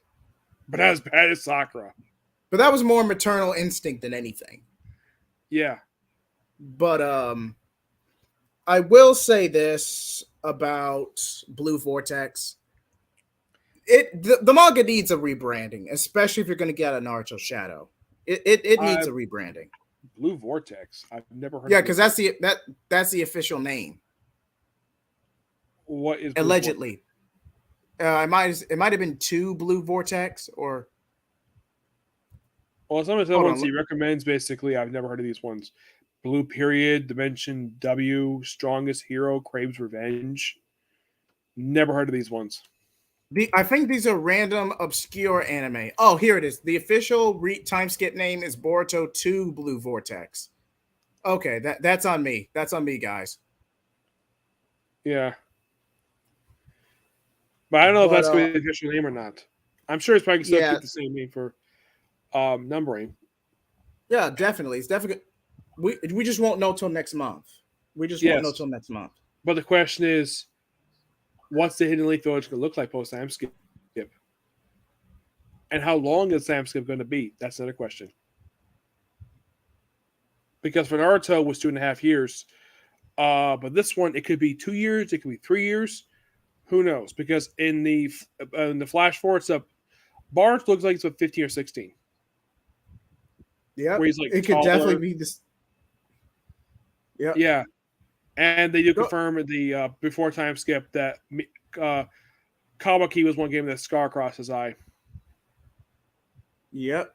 They confirmed that, and also the fact he's the reason why he's wearing Sasuke Ninja headband because Sasuke gave that to him because Sasuke no use for it anymore. He held on to it and never wore it. Like here's the thing: he was given back. He was given it back at the end of the Fourth Ninja War, but he never wore it. He kept it in his pocket the whole time, still with a slash mark on it. Now in the series, usually when you see a slash mark on a ninja headband, usually means they're a rogue ninja. Sasuke kind of was, but he got pardoned because of his effort during the Fourth Ninja War. He was eventually pardoned. Well, at least put on lifetime probation. Well, he was pardoned by Kakashi because he was his mentor. Yep. Which, that was so obvious. Is it strange, though, the fact that Kakashi kept Suzune as assistant when Tsunade stepped down? Shizune. But Shizune. yeah. Yeah, I guess the reason why that he kept her around because she knew stuff basically about the office that he probably didn't know about. So probably a transitional thing, and probably maybe Tsunade probably suggested it. Not to mention Shikamaru was still training to be an advisor. Yes, and I believe she was also a student of Tsunade's. Personal apprentice, personal maiden and apprentice. Yes, and I think I don't think she had any relatives lost her previously because Tsunade lost her brother and a lover. Yeah, but I believe I'm not sure. I think Dan was Shizune's brother. I think it was her uncle. Oh, her uncle. My mistake. Yes. So basically, she's mentoring her lover's niece. Pretty much. Which she probably suggested doing that. And plus, they kept her on that pig for some reason. What was the purpose of the pig? Pet? Pretty much. Yeah, I thought that was kind of weird. Which they never really explained where they got the pig from because they bought it from someplace because there's a pet for a long time. And they dressed up too. It was a pig for the whole series. And then here's the thing: by Boruto, that pig is not around anymore. Oh no, he definitely died off by Boruto. Yeah, and here's also the strange thing though: Tsunade doesn't show up until Mitsuki's disappearance arc. She's absent for half the series because she pretty much retired at that point. The only reason she stayed as Hokage after the war was because Hokage refused to go for the official ceremony or transfer of power. That's because he was for a whole year because he was still coping with from losing the Sharingan. And then eventually he was already selected to be the next Hokage, but he delayed the ceremony. The sixth one. Which, yeah, and then of course it was obvious that Naruto was going to become the seventh Hokage because because Jiraiya suggested it, and that may have planted the seed. Plus, Naruto will become Hokage in the first place, so that kind of happened. They planted the seeds early, which God praise Kishimoto to plant the seeds early for that. Yep, and the average Hokage term, unless something happens to them or they die in office, is roughly 9 years. If Hiruzen's a good model. The average tenure of a Hokage is 6 to 9 years. Naruto, I think, has been Hokage for about 3 years. Wait, wasn't he inaugurated when Boruto was 7? I think it was like 8. Like he's only been Hokage for a few years. If you go by the OVA, he was like 6 or 7. Yeah. Hidan, Hiroji, whatever the third Hokage's name is, he was I think he was Hokage for like 50 years. He was Hokage for almost like 20 to close to 30 because he had 2 respective tenures. His original because he resigned because I think it was the third Greninja War. Yep. And then he had to step back in because the fourth Hokage died.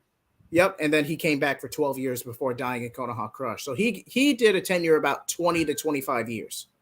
And the way it's written, it's kind of similar to the way it was with FDR. He was the only person he knew was leader. Pretty much. I would say Kishimoto took an idea from that. It's like one or two American ideas he took for the series. The other was the Okage Mount, because the Okage Mount is based upon Mount Rushmore, except it has 7 phases on it, not 4. Pretty much. Especially by Boruto. It's strange, though, that none of the other villages got something like this. Just a hidden leaf. Just a hidden leaf. One thing that was really cool about Naruto's office, they have pictures of all the previous Hokages in his office. Yep. And this one was really odd, because the only people that showed an actual office with Hokage was the 3rd, 4th, 5th, 6th, 7th, and I think the 1st Hokage.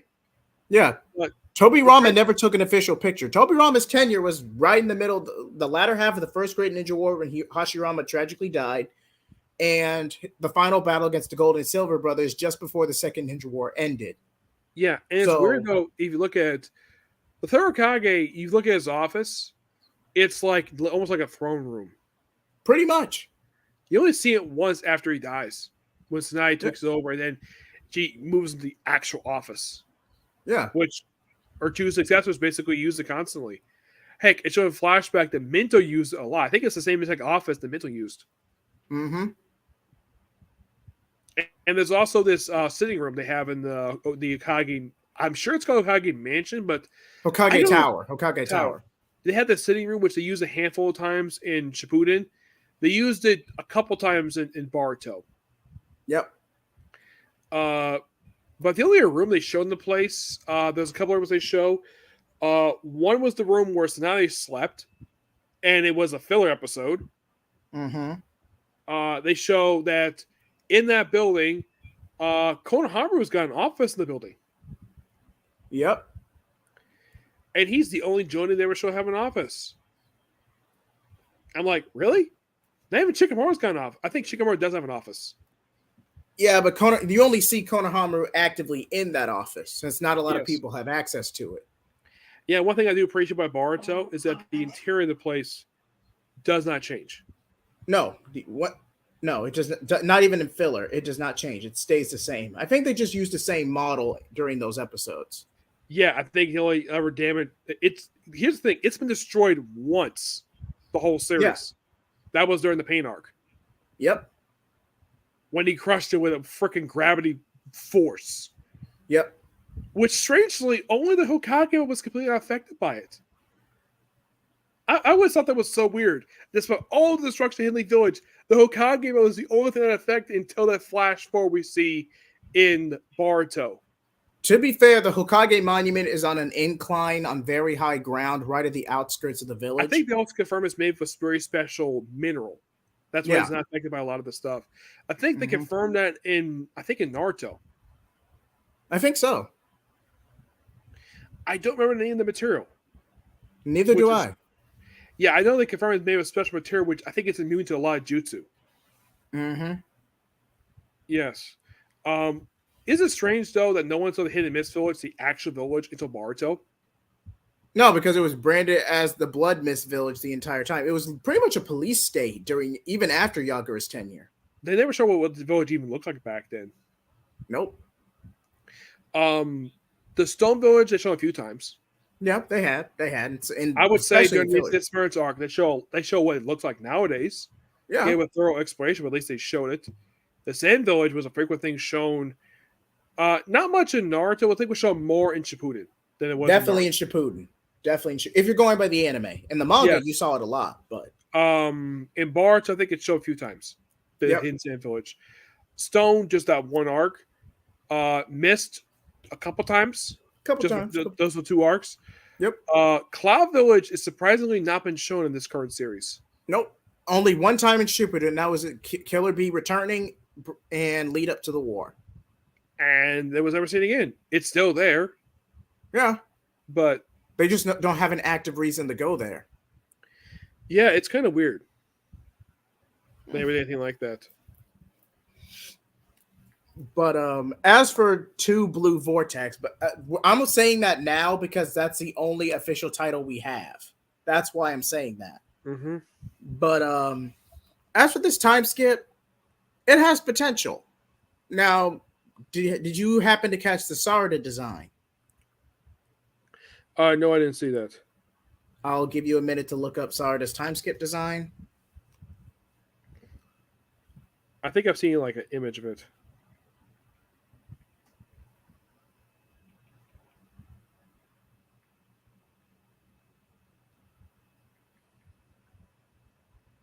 It's kind of a side panel type thing. What the? That's my notification. It's Froppy. Hmm.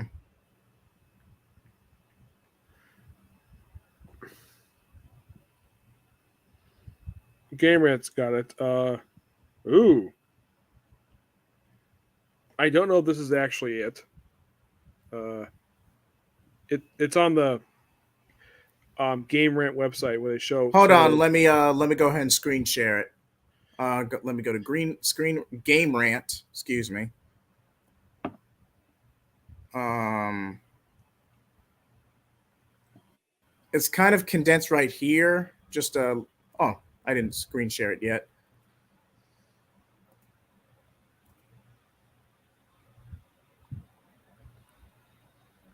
Seems like it's very like for the image that I see here. It seems like a very sexy attire.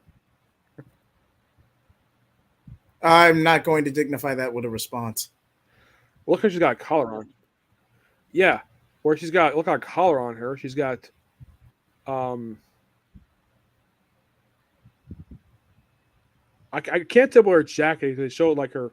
They show her shoulder. Hold on, let me try something. There might be a way for me to get a better better picture.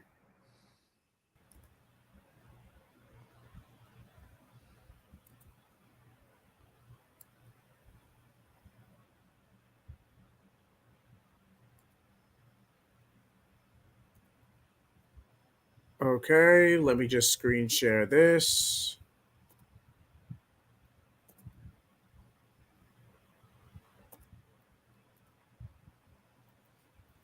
Can you see it now? Yes, looks like she's looks like I read online. Looks like it's a choker that she's wearing, which they say is similar to another clan, as a symbol for another clan. Yeah, that's the symbol for Sakura Haruno's clan. Yeah, And is that Boruto's jacket she's wearing, or a jacket with similar colors? it could be a Baruto's jacket. Looks like she cut her hair too. Hmm. Her glasses changed too, and she's wearing earrings now, which she never wore earrings. I think she wore diamond earrings before, but never these earrings. Yep. It's almost like she's a full-grown woman. This picture. This is the only little teaser we have, pretty much showing off the title and the fact that it's gonna. If you translate it, it comes out August 20th or August 19th. Which not that long from now. No, it is not. That is in. Let's see. Well, I usually Little under a month from now. yeah, I read the Boruto chapters in the Weekly Shonen Jump app. One series I did hear confirm they just ended it was Martial Magic and Muscles. Hmm. Yeah, I'm not sure why. They just ended at chapter 162. And also the dub is not finished yet for some reason because they have apparently the whole season that's aired dubbed except no English after episode 6. Apparently, yeah, but that's the name of the game. Some series get canceled, some stick around. It just depends on whether or not get Well, traction. here's the thing. They renewed it for season 2. Huh. Now the book could just be on hiatus. No, I heard that the series is over. The Huh. manga is over. That's what I heard. Which is strange because 160, that means this book was around for like what, like a little over 3 years? Yep. That's like about the same length as Soko Gu and Ri. It's like we can't have any series last for a long period of time anymore. I mean, if you look at say Boruto, that's been publishing now for like almost 7 years now. Yep. My Hero, let's see, they almost reached chapter 400. I think this is published now for 8 years now. I want to say about 8 years. Yes. Black Butler. Oh my gosh, this thing is publishing for almost 20 years now. It's a monthly manga. It's still coming out. I'm behind. I'm behind in the manga. Wait, that's still ongoing? I thought Black Butler finished years ago. It's still going. At almost 200 chapters. Jesus Christ. I've never heard of a monthly manga lasting this long. The only one I think of close to that is probably Attack on Titan. And that lasted for over 10 years. That's still roughly the same amount of time if you think about it. Yeah, but Black Butler started in 2006 and it's still publishing. Attack on Titan, I think wrapped up about 2-3 years ago, I think it was. Yeah. Roughly 10. Yeah, like because it started back in 2013. So it lasted about a little under 10 years. Yes. And I'm not liking the fact that the studio who's currently making the animation is stretching this final arc out. Which I think they're going to release part 2 of this remaining episode chapter to be adapted. And their special, which I saw the special on Twitter. I haven't watched it yet. It's about 2 hours. It's called Attack on Titan: The Final Chapters, special number 1, and there's part 2, and I'm thinking that's gonna be it for Attack on Titan. Yeah, but didn't Attack on Titan get like 2 endings? One where Eren dies, and the other where because they weren't satisfied with the original ending. Yeah, because I heard that he had to apologize for it. Not sure why. He probably had to die because of what he was doing. And then you have Mitsuka kiss his head. And then, of course, you have Armin taking credit for killing him.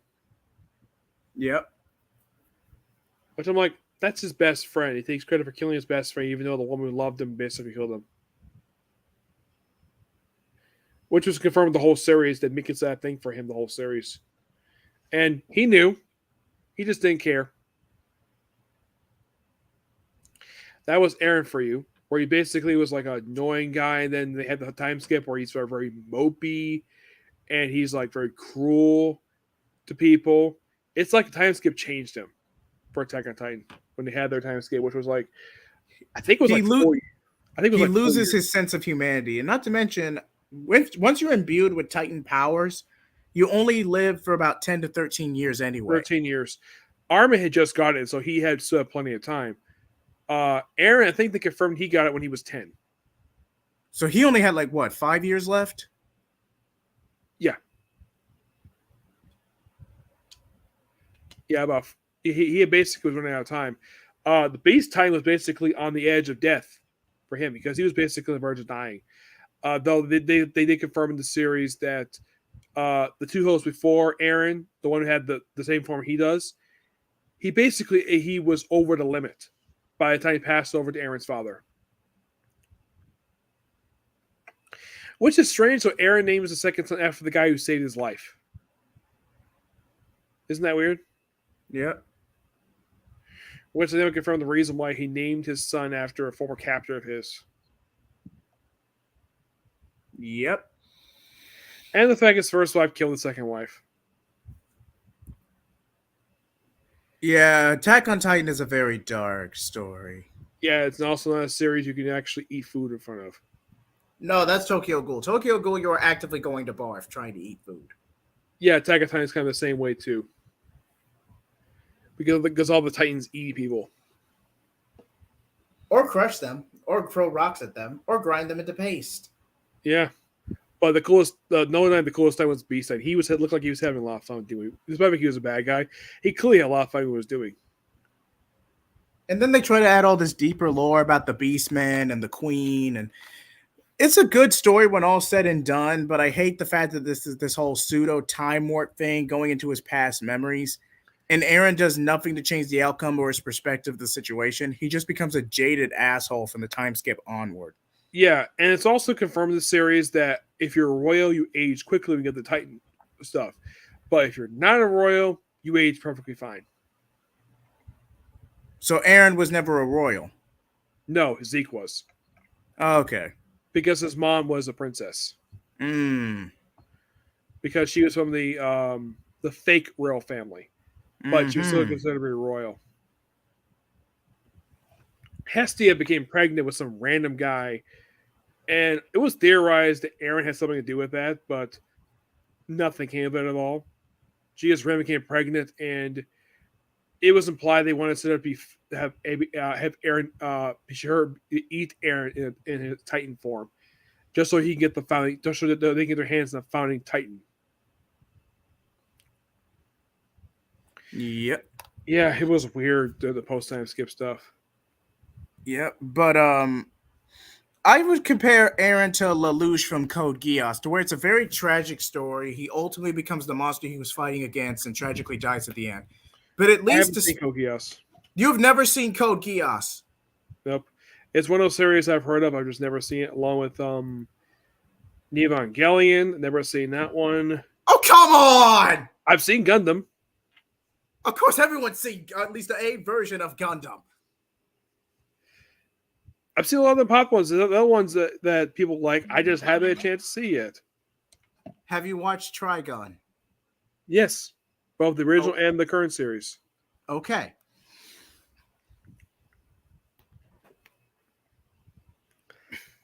I haven't even seen Fate/Night. Huh. Yeah, I never saw that one. Nope. It's like this multiple timeline thing where like a couple of timelines, the female bodyguards in love with the main character. Ooh, Kind of an interesting series. Hmm. I have seen shows like I've seen Card Captor Sakura, both the original series and the sequel series. Triple X Holic, Toshiba's Chronicle, the Clamp series. Hmm. I have seen Flames of Reki. I have heard that one. I had never watched it, but I heard about that one. Yeah, this is one of those series where they never finished adapting it. Never did. Never finished it. And here's the weird thing. The ending was not here's the era of the 90s, but the ending was not anime original, it was a canon episode. Hmm. They left open for adapting more, but they never did. I don't know why they stopped it for. Probably due to low sales or viewership ratings. And there's a series I wish they would have finished. I have seen it. Rama 1/2. Because that one adapted all but like last like 100 chapters. I have seen Inuyasha and I reviewed it.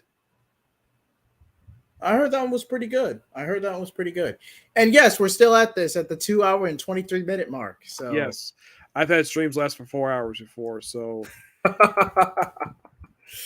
that's because of lots of talking. Yep. Oh man. But Yeah. The rumor is I've heard that when Boruto comes back, the anime, it's rumored, not confirmed, rumored to be in October. So October 10th? Possibly. They also confirmed, they did confirm this, that Rise of Hero Season 3 will air that month. Which, this one I've heard they brought back the director from Season 1, because if you watch Season 2, it's a jumbled mess. It is. Yeah. And I'm not blaming the voice actors. No. I blame the studio for not bringing the same director for that season. And plus, a lot of the stuff was adapted out of order. It was. They adapted was essentially put it's like 5 books in like 25 episodes. Like that's almost freaking impossible. Well, ReZero did that when they adapted 8 books for 25 episodes. But those were okay, those are relatively shorter in length. Yes. But the recent season did adapt 8 books. Season 2. That adapted what they did is adapt half of book 9 for season 1 and they finished the book 9 and went from 10 to 15 and that was it. It's like roughly 6 books. And it's rumored that this upcoming season is coming out next year. They the rumor is they're going to adapt the two storks arcs 5 and 6. So possibly it's going to be a long season. It's going to be rumored to be. I've heard something. It's going to be possibly 35 episodes the next season of ReZero. So this is going to be a slow burner this next season. And they're adapting a lot of books. Now I have seen Danmachi, but I'm still debating whether or not I'm going to review it. I've seen it. I've read it. The whole series. Wait, the books or the anime? The anime. Okay. Because I think they're on season 4 now. I don't know whether season 5 was confirmed. I don't know, but it wouldn't be surprising. 4 basically adapted up into book 14. And 4 was longer than previous seasons for a reason. Yep. Do you want to know why? Why? Book 14 is over 400 pages. What they did is this. They took part of one chapter and which here's the thing. It didn't have to sequence out of order the book. Basically what they did, because it's like kind of what they did with Lord of the Rings, where it's like this stuff happening at the same time. Even though the movie had it basically where it's more closer together. They do the same thing with this season as well, with the second half. With the first half covers books 12 and 13. 13 is really short. It's like 80 pages. So your average graphic novel, basically. Yes, it's really short. I even own it.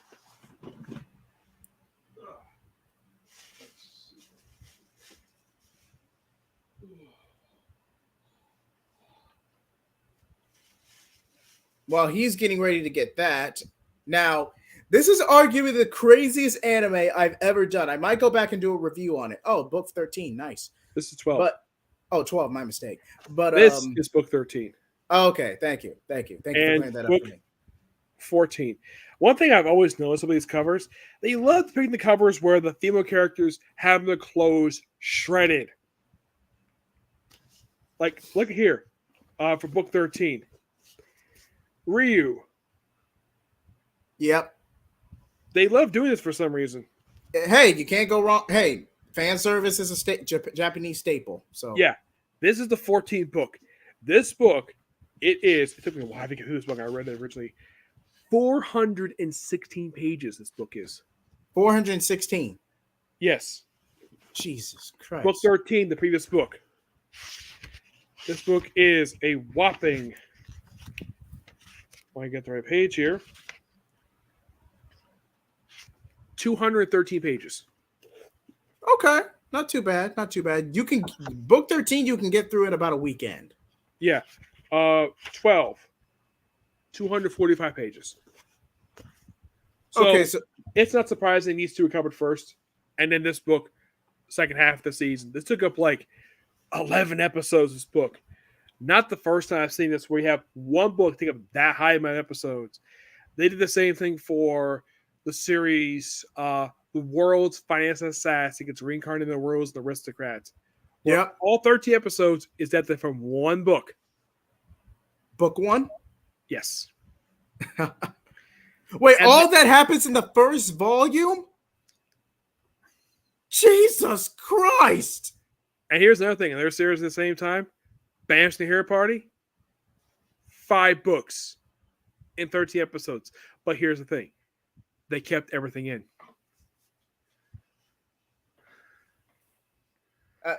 I need a minute. I need a minute. I know, because I've read the books. I looked up. Basically, they kept a lot of this stuff in. Oh, man. Yeah, basically, these chapters are really short. So I'm surprised they kept a lot of stuff in. And it's not one of those DC where I start dabbling in anime. Yeah, I heard about that. Suicide Squad Isekai. Yeah, but I think that's like kind of a one-off project, kind of to see what sticks, kind of like dabbling with it. But yeah, I'll definitely check out. Now, Blue Period, I have read, but I fell off on it. Never read it. It's not too bad. If you want Movie Theater King, let me know and I can send you the link if you want to join the panel. Mm-hmm. Now, Keegan Ashura, I believe that was good. I've read that one. I've heard certain magical index. A friend of mine basically watched the whole thing. He loved it. I have not seen it yet. Wait, wasn't that book technically split between the girl protagonist and the guy protagonist? One was covering science, the other was covering magic. It also had two spin-offs too. And from what I looked up online, they adapted the entire series over the course of like 3 seasons. So were all these like so the anime split it into like two separate series, Three. but it's all one book, all one main story. No, it's like there's also spin-off books as well. Okay. Because I know the male lead gets his perspective in one version. I believe it's Magical Index, and in Railgun it's the girl's perspective. There's two spin-offs. There's certain magic index, that's the main one. There's also certain scientific accelerator and certain scientific railgun. There are two spin-offs. Okay. I don't know if those two adapt the whole thing, but I know the main series adapted all the books. That one's finished. That's the only one I've heard of that actually adapted the whole series. One other one I have heard of, but I've not watched yet. I've read the first couple books, but I haven't watched the anime yet. Sword Art Online. Oh, I actually read the Sword Art Online. Now, Sword Art SAO Abridged is freaking hilarious, man. Say what you will about the pitfalls of the main series, but Abridged. I've heard it's been categorized as a harem anime. It's structured like one. It's structured like one, but it's really not. It just takes a lot of harem or ecchi tropes. Here's the thing: I kind of like harem anime because, well, I like the main character happy with a bunch of girls who likes him, and you can say, "Oh, you're jealous." Like you just feel so jealous of the fact he's got these hot babes all crawling over him. Let's try to keep this PG, Nick, because it's late night. Let's try to keep this PG. Yeah, everyone knows the most infamous one is High School DxD. It's the most infamous harem anime to date. Okay, fun fact, and this is my girl cousin, by the way. My girl cousin. Oh, hold on. Special guest, Movie Theater King. What's up, buddy? Hello. Now, can you hear me? Yeah, we can hear you. Yes. Can you hear us? Yeah, I can hear you. All right, appreciate it. I'm just gonna go and wrap up this thought, and then I'll let you have the floor. But my female cousin, I'm not gonna name her name, but she dared me to binge High School DxD because I lost a bet, so I had to do it, and I'm like, how did they get away with this? I've seen it. No, I've seen it and I've read the books. Like compare the anime to the books. I have too. Like, how did this even become an anime? This might as well be. This is borderline. Y'all know what I'm talking about. I'm trying to keep this PG, but y'all know what I'm talking about. This might as well be full blown hentai. Like Jesus Christ. There's no actual sex in the series. That's probably their caveat. Yeah, but the thing is, the main character wants to do it, but he's saving for later. Give me a moment. Also, the main character is his primary love interest, but he has met her mom, who looks exactly like her, which is obvious. Which in a later book, she is very open for him having more than one fiance. Wait, we still talking about Rias, or are we talking about her mom? Rias' mom gave him her blessing to have a harem. What's something he wanted? Are you talking about that manga? The heroes abandoned me, so I decided to collect all their mothers. That nude one? No, not that one. High School DxD. No. I met a couple of the voice actors from that one.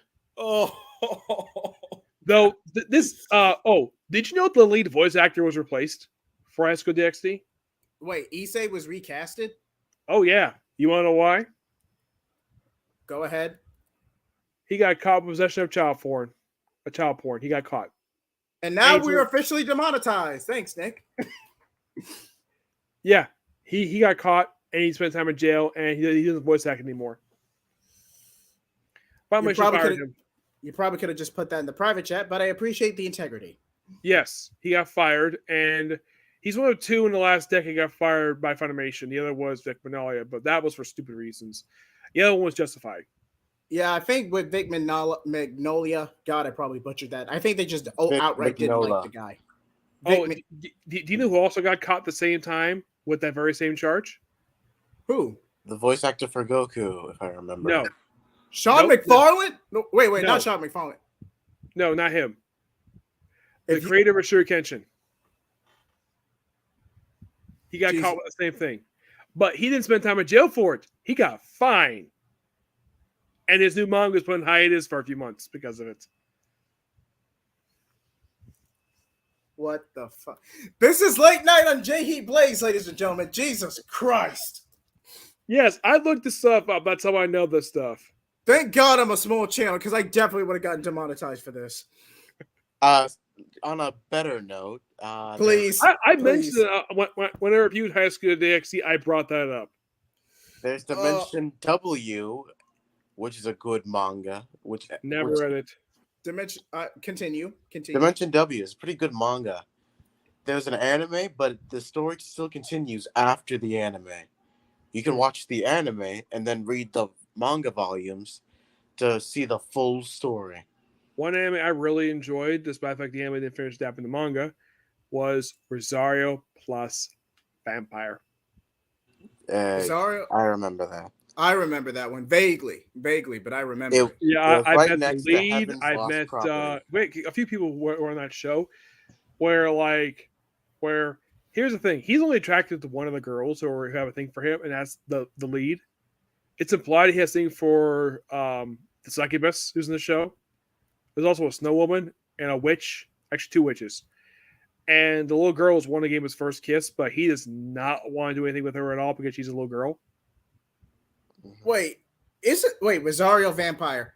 Wait, is this the same one where the mothers fight over him at some point? Yes, that happened one episode. Okay, because I thought so. I thought that was just a one-off gag. That happened only one episode. They never did it again. But it seems like these mothers are very open to having him as their son-in-law. And the fact that the main villain of the series, who they fight in the second one, never is the enemy because they never adapted it. Do you want to know who the final villain was? Might as well. Go ahead. Count Dracula. Well, that's kind of obvious. Why? How come that never got adapted? I don't know. They ended with this weird original ending where, like, they try to restore the cross. They were visiting the vampire's father, and he is completely different appearance than was in the manga. In the manga, he's a much more younger guy. In the anime, he's an old man.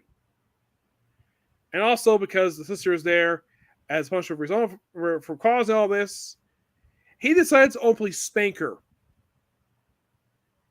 So we see her later, she's got a bruise on her rear end. And plus the series, if you saw it, is infamous for its panty shots. There's Movie theater king. Any recommendations to move us from this conversation? There's a Devil May Cry manga, a Star Wars manga. I've heard of them. I read one of their mangas for that one.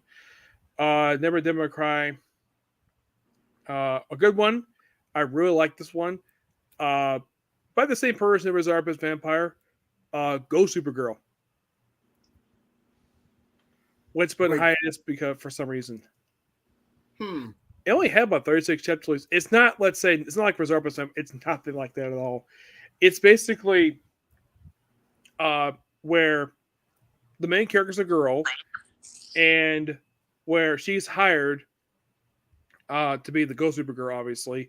And her attire is based upon one guy basically using him, like turning into a weapon and basically becoming her outfit.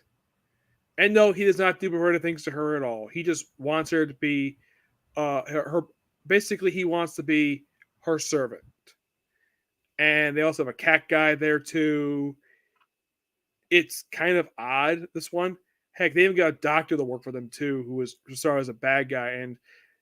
And apparently, like, there's the agency is called Arkham. And the guy who first started was a woman. Hold on. Is this not not Infinite Stratus? It's the main character was named Rukia. It's the damn it. What's the name of this anime? Jesus Christ. Bleach? No, not Bleach. Not Bleach. It's a very recent one. It was on Toonami in like 2015. You ever watch Akame Got Killed? Akame Got Killed. That was it. No. Akami Got Killed was this tragic battle story about these series of bandits and wait. Which is they that the never one? finished half in that series. They basically went original ending for the last 5 episodes. Is that Akami? Hold on. Let me look this up. I met the lead voice actors at Comic Con this year. Oh, nice. Yep, Molly. Akame Got Killed. It's a great series. It's a prequel series too. The prequel series is known more for its nudity than its actual violence. Yeah, but the anime butchered that series. Not gonna lie. The first 19 episodes are pretty good, but after episode 19, it just becomes a completely different series. There are also other crazy anime like Dead for Man some Wonder. reason they decided to, in the penultimate episode, they kill off the lead. They kill off the lead character. Yeah, but doesn't he turn into a dragon in the manga? Yeah, he does. He gets stuck in it, and then basically his girlfriend is revealed to be pregnant with twins, and Elstep dies. Man, manga is weird at times. Yeah, I came with much a better ending to the series because Lonnie died too. I would have had where she was found and basically taken care of. Elle's death basically was, well, they invent her death and basically have her be because she's got a thing for the main character. She's basically forced to become his lifetime bodyguard. Boyles, because he was their like flamethrower guy. His family got killed off in the series for some strange reason. I would have had it where his team saved his family and basically put him with his protection. Strongest And by the way, that guy Boyles, he's voiced by John Sweeney. You may recognize him from series like My Hero Academia as I'm trying to think what was his name. All for One. Huh. And Sir Crocodile from One Piece. Same guy. He was the only one. He was the only one aside from Molly I recognized because everyone else was. It's dubbed by Set the Filmworks. Huh. The other one's dubbed for some reason. But one anime I will highly recommend and probably a review is Berserk, and I mean the original Berserk. Highly recommend. I've seen clips, but it's a very violent series. Oh, it is dark, my friend. It is dark. It's strange still to try and continue the series despite the fact that the writer passed away. And to that I say, in poor taste. Yeah, and here's also interesting though. I saw a video by wrestler Nick. I hate to cut you off. Movie Theater King, you were saying? Do you guys read Korean comics at least? Sometimes. Like God of High School, Solo Leveling, Is This Hero for Real? Those kinds of things.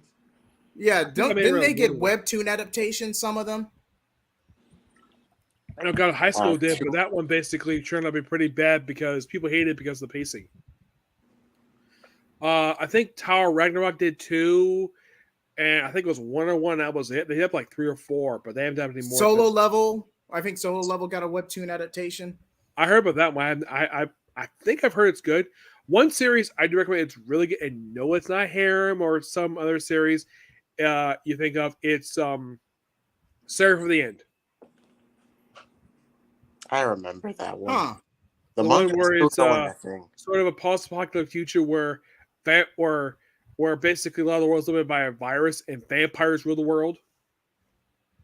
There's also Blue Exorcist. That's a manga still going. It's about to finish hopefully by this or next year. Yeah, I've been reviewing the manga. And this one I've not heard anything of the remake of the anime because you would think because the second season was really good. I love the second season of the show. It's a shame they never did a season 3 of this one. I've heard they're trying to, but there's problems. And I know it's made by the same company who made Fairy to Alien Pictures. And I heard what practically saved the series. The guy in season 2 was the movie.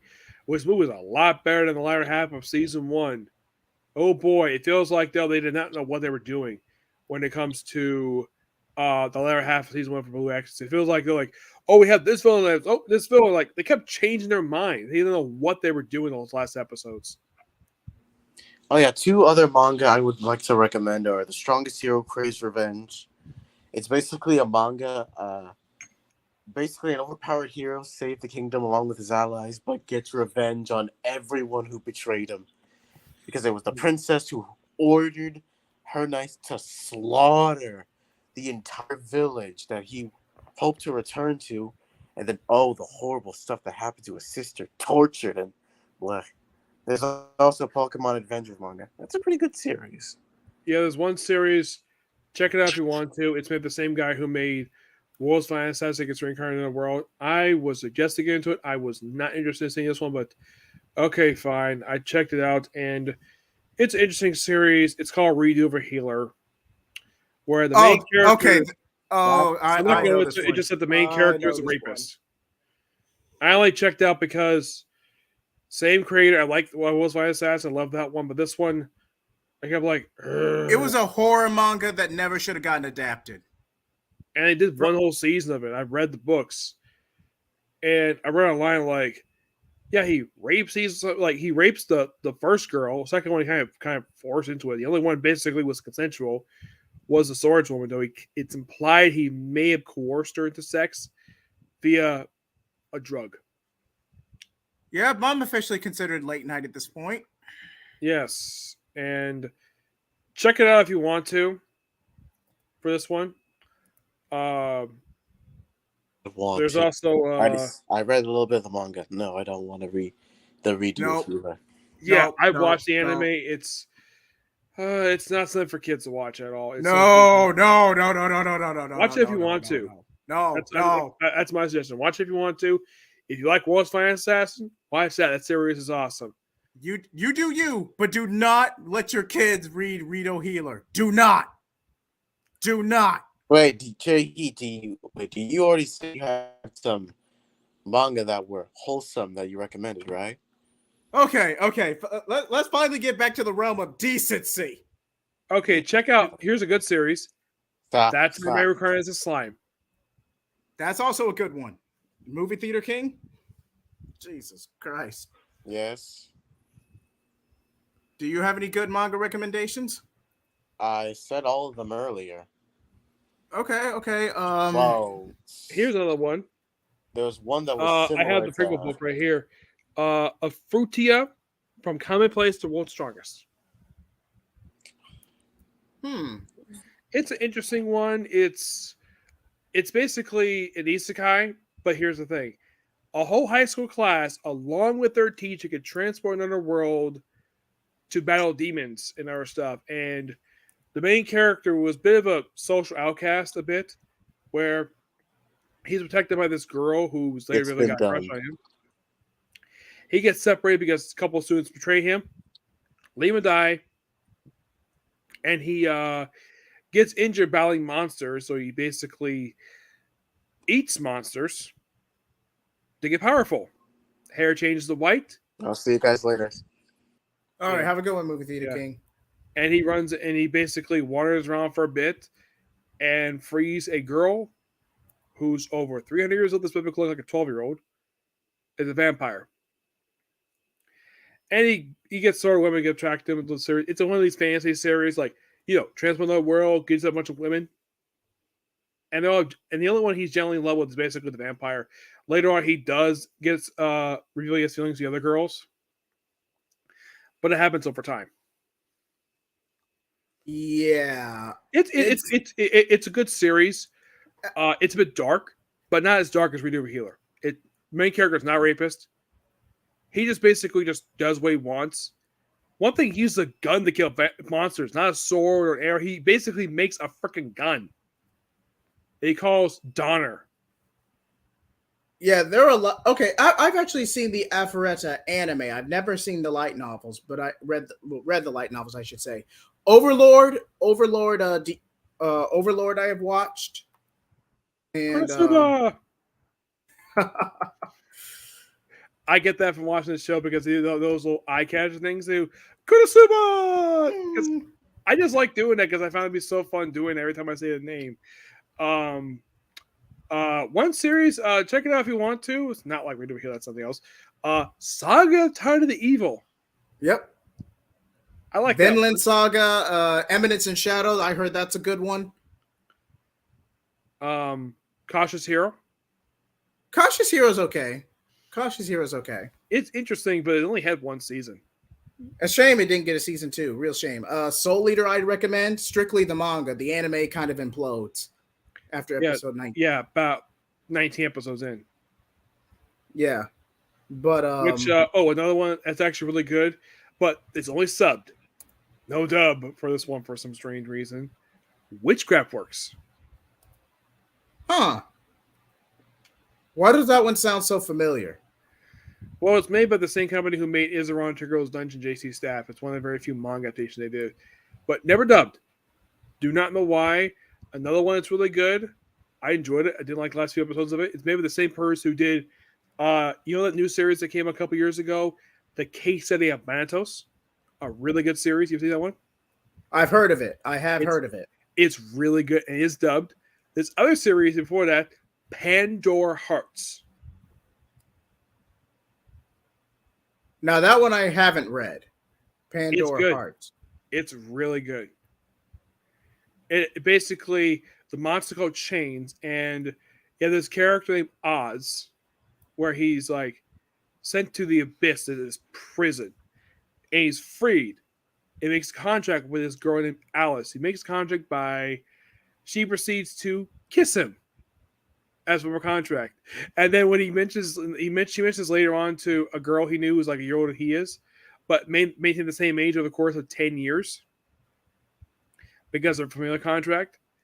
Mm-hmm. Basically, it's like she's like, "Oh, I've already done that," and then of course, she proceeds to beat the crap out of Oz while they were drunk, and and everybody gets drunk. It's hilarious while the anime presents. It's so funny, and the ending is like the last few episodes. It's like, oh, the chains come to the real world, and the final episode is him confronting his father, and skip the last 3 episodes of this one because it, like Case of Thanatos, it was on hiatus for a while, but it come back. Case of Thanatos, it's definitely open for season 2, but currently they can't do it. The reason is because they copy the manga. They adapt it in 24 episodes, 52 chapters. Actually, 54. They did that much. But they did it with another series where they split the series in half and they got right back. Another series at the same time. I really enjoy this one, but if you don't like this type of stuff, it's basically not the sex stuff. No, it's not that. It's basically a bunch of bureaucrat stuff. But it's a good series. It's called How a Realist Rebuilt the Kingdom. Wait a minute. I've seen that one.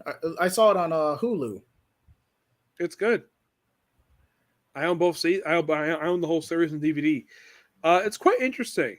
He just rots into the world, gets a kingdom, gets a princess as a fiance to start with, not named a hero to save the Demon King. And basically, he solves stuff via diplomacy. Not much conflict. There's conflict a little later. But then later on, like the harem, the fan stuff, he gets himself various fiancés. Of course, he gets the princess. He gets the dark elf as a fiance. He gets this this blue hair girl who her grandmother works for him, and she's very young. She's over 500 years old.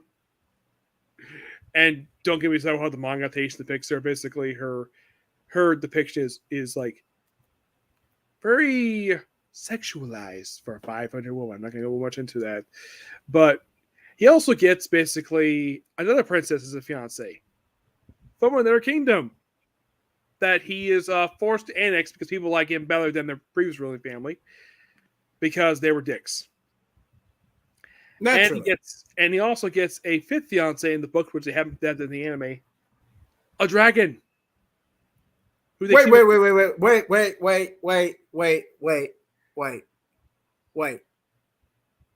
Did they Shrek and Donkey this shit? I might as well cuss now. It's basically a dragon who takes human form. Oh, like an Aphrodite. Okay. Because I was about to say, man. Yeah, he's not the only one. The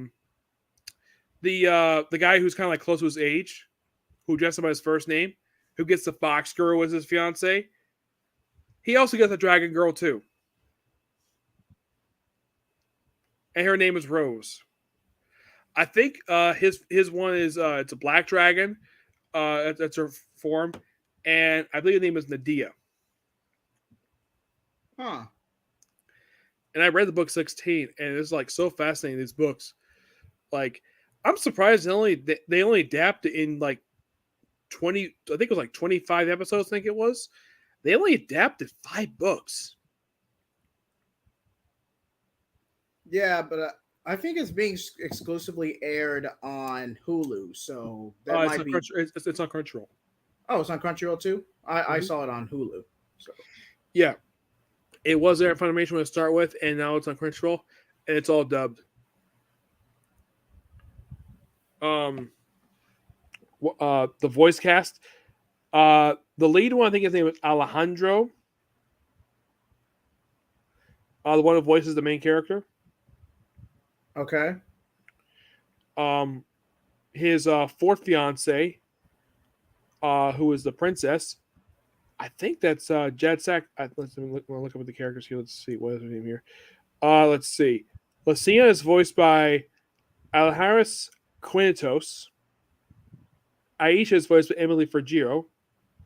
Roanoa is voiced by Jad Saxton. Let's see. They haven't got to the dragon yet, but that's basically his fiance so far. Nadine, she's a dragon who takes human form. really? Yeah. When Funimation cast this one, they cast people with the exception of Jad Saxton. Never heard of these people at all. Though, here's the strange thing, though.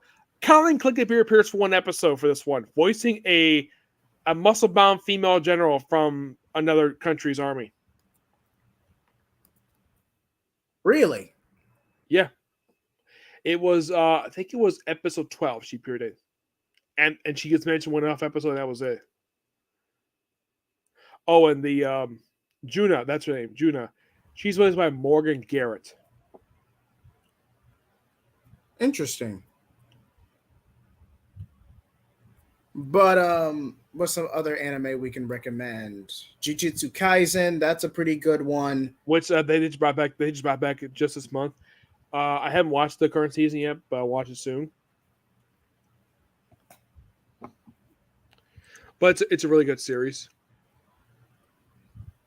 Okay. Chainsaw Man. Oh, Chainsaw Man. Wait, didn't that book finish serialization?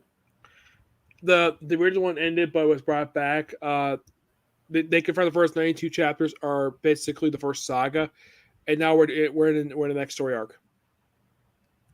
The anime got to the Katana Man arc, but they never finished it because the reason we haven't got season 2 of this one yet, low DVD sales. That's the rumor going on right now. But they have not confirmed it yet. And the main reason why I got into the series, because it was announced ahead of time that the English dubcast, the character Power is voiced by somebody who I just met, Sarah Weinerhoff. Really? Yeah. And when I heard she voiced it, I read the manga like, she is perfect for this character, given how she's written the manga. And I saw the anime like, good job, Crunchyroll. That was a good choice. Definitely. So, is there any other specific topics you want to talk about? None I can think of, no. Besides, again, almost 11 o'clock here where I am. It's 10:43 for me, so I think we're on a similar time zone. Yeah.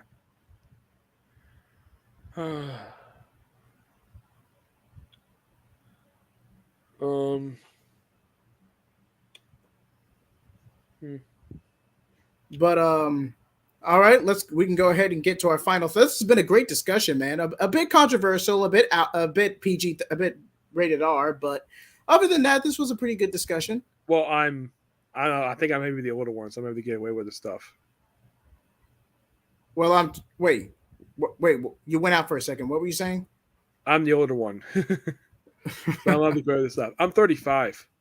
Oh, yeah. I'm 24. So I'm allowed to get away with this stuff. So. All right. I'll abide that. I look very young for my age, but that's the thing in my family. We are older than we actually look. That's the thing in my family. I don't know. It's good gene that the fact we think we I don't know. It's something. It's weird for my family. And since this hardly ever happens on our channel, 3 hours later. You do the SpongeBob stuff. A few hours later. A few moments later. We go wild with SpongeBob stuff because SpongeBob can be hilarious. But in my honest opinion, show's been on the air for too long. I agree. It's lost its magic, especially after Steven passed away. Yeah. But any final thoughts, Nick? What you got coming up on the channel? What you think about the Boruto time skip? Anything you want to talk about? I was doing a video today, but because of this, basically I postponed them to tomorrow. I have a comic corner coming up, and I'm still reviewing some Doctor Who. I'm on right now. I'm watching. I haven't finished yet. I'm on the penultimate story for Tom Baker's run from the early 1980s. Yep. I'm going to restart next anime we started up. I'm going to say it here, so hopefully get a chance to even watch the videos when I get a chance to do it. I'm going to do an anime that started just this year. I think they just wrapped it up. The legendary hero is dead. That's the name of the series. Legendary Hero is dead. The manga started back in 2020, and it wrapped up just this year. I think it was just this year because they wrapped up after like 202 chapters. It's one of these comedy series. It's fantasy, but it's not an isekai. Well, the premise is like we have this farm guy who basically builds a trap for demons on his land, and a legendary hero who just beat Demon King. He actually falls and dies.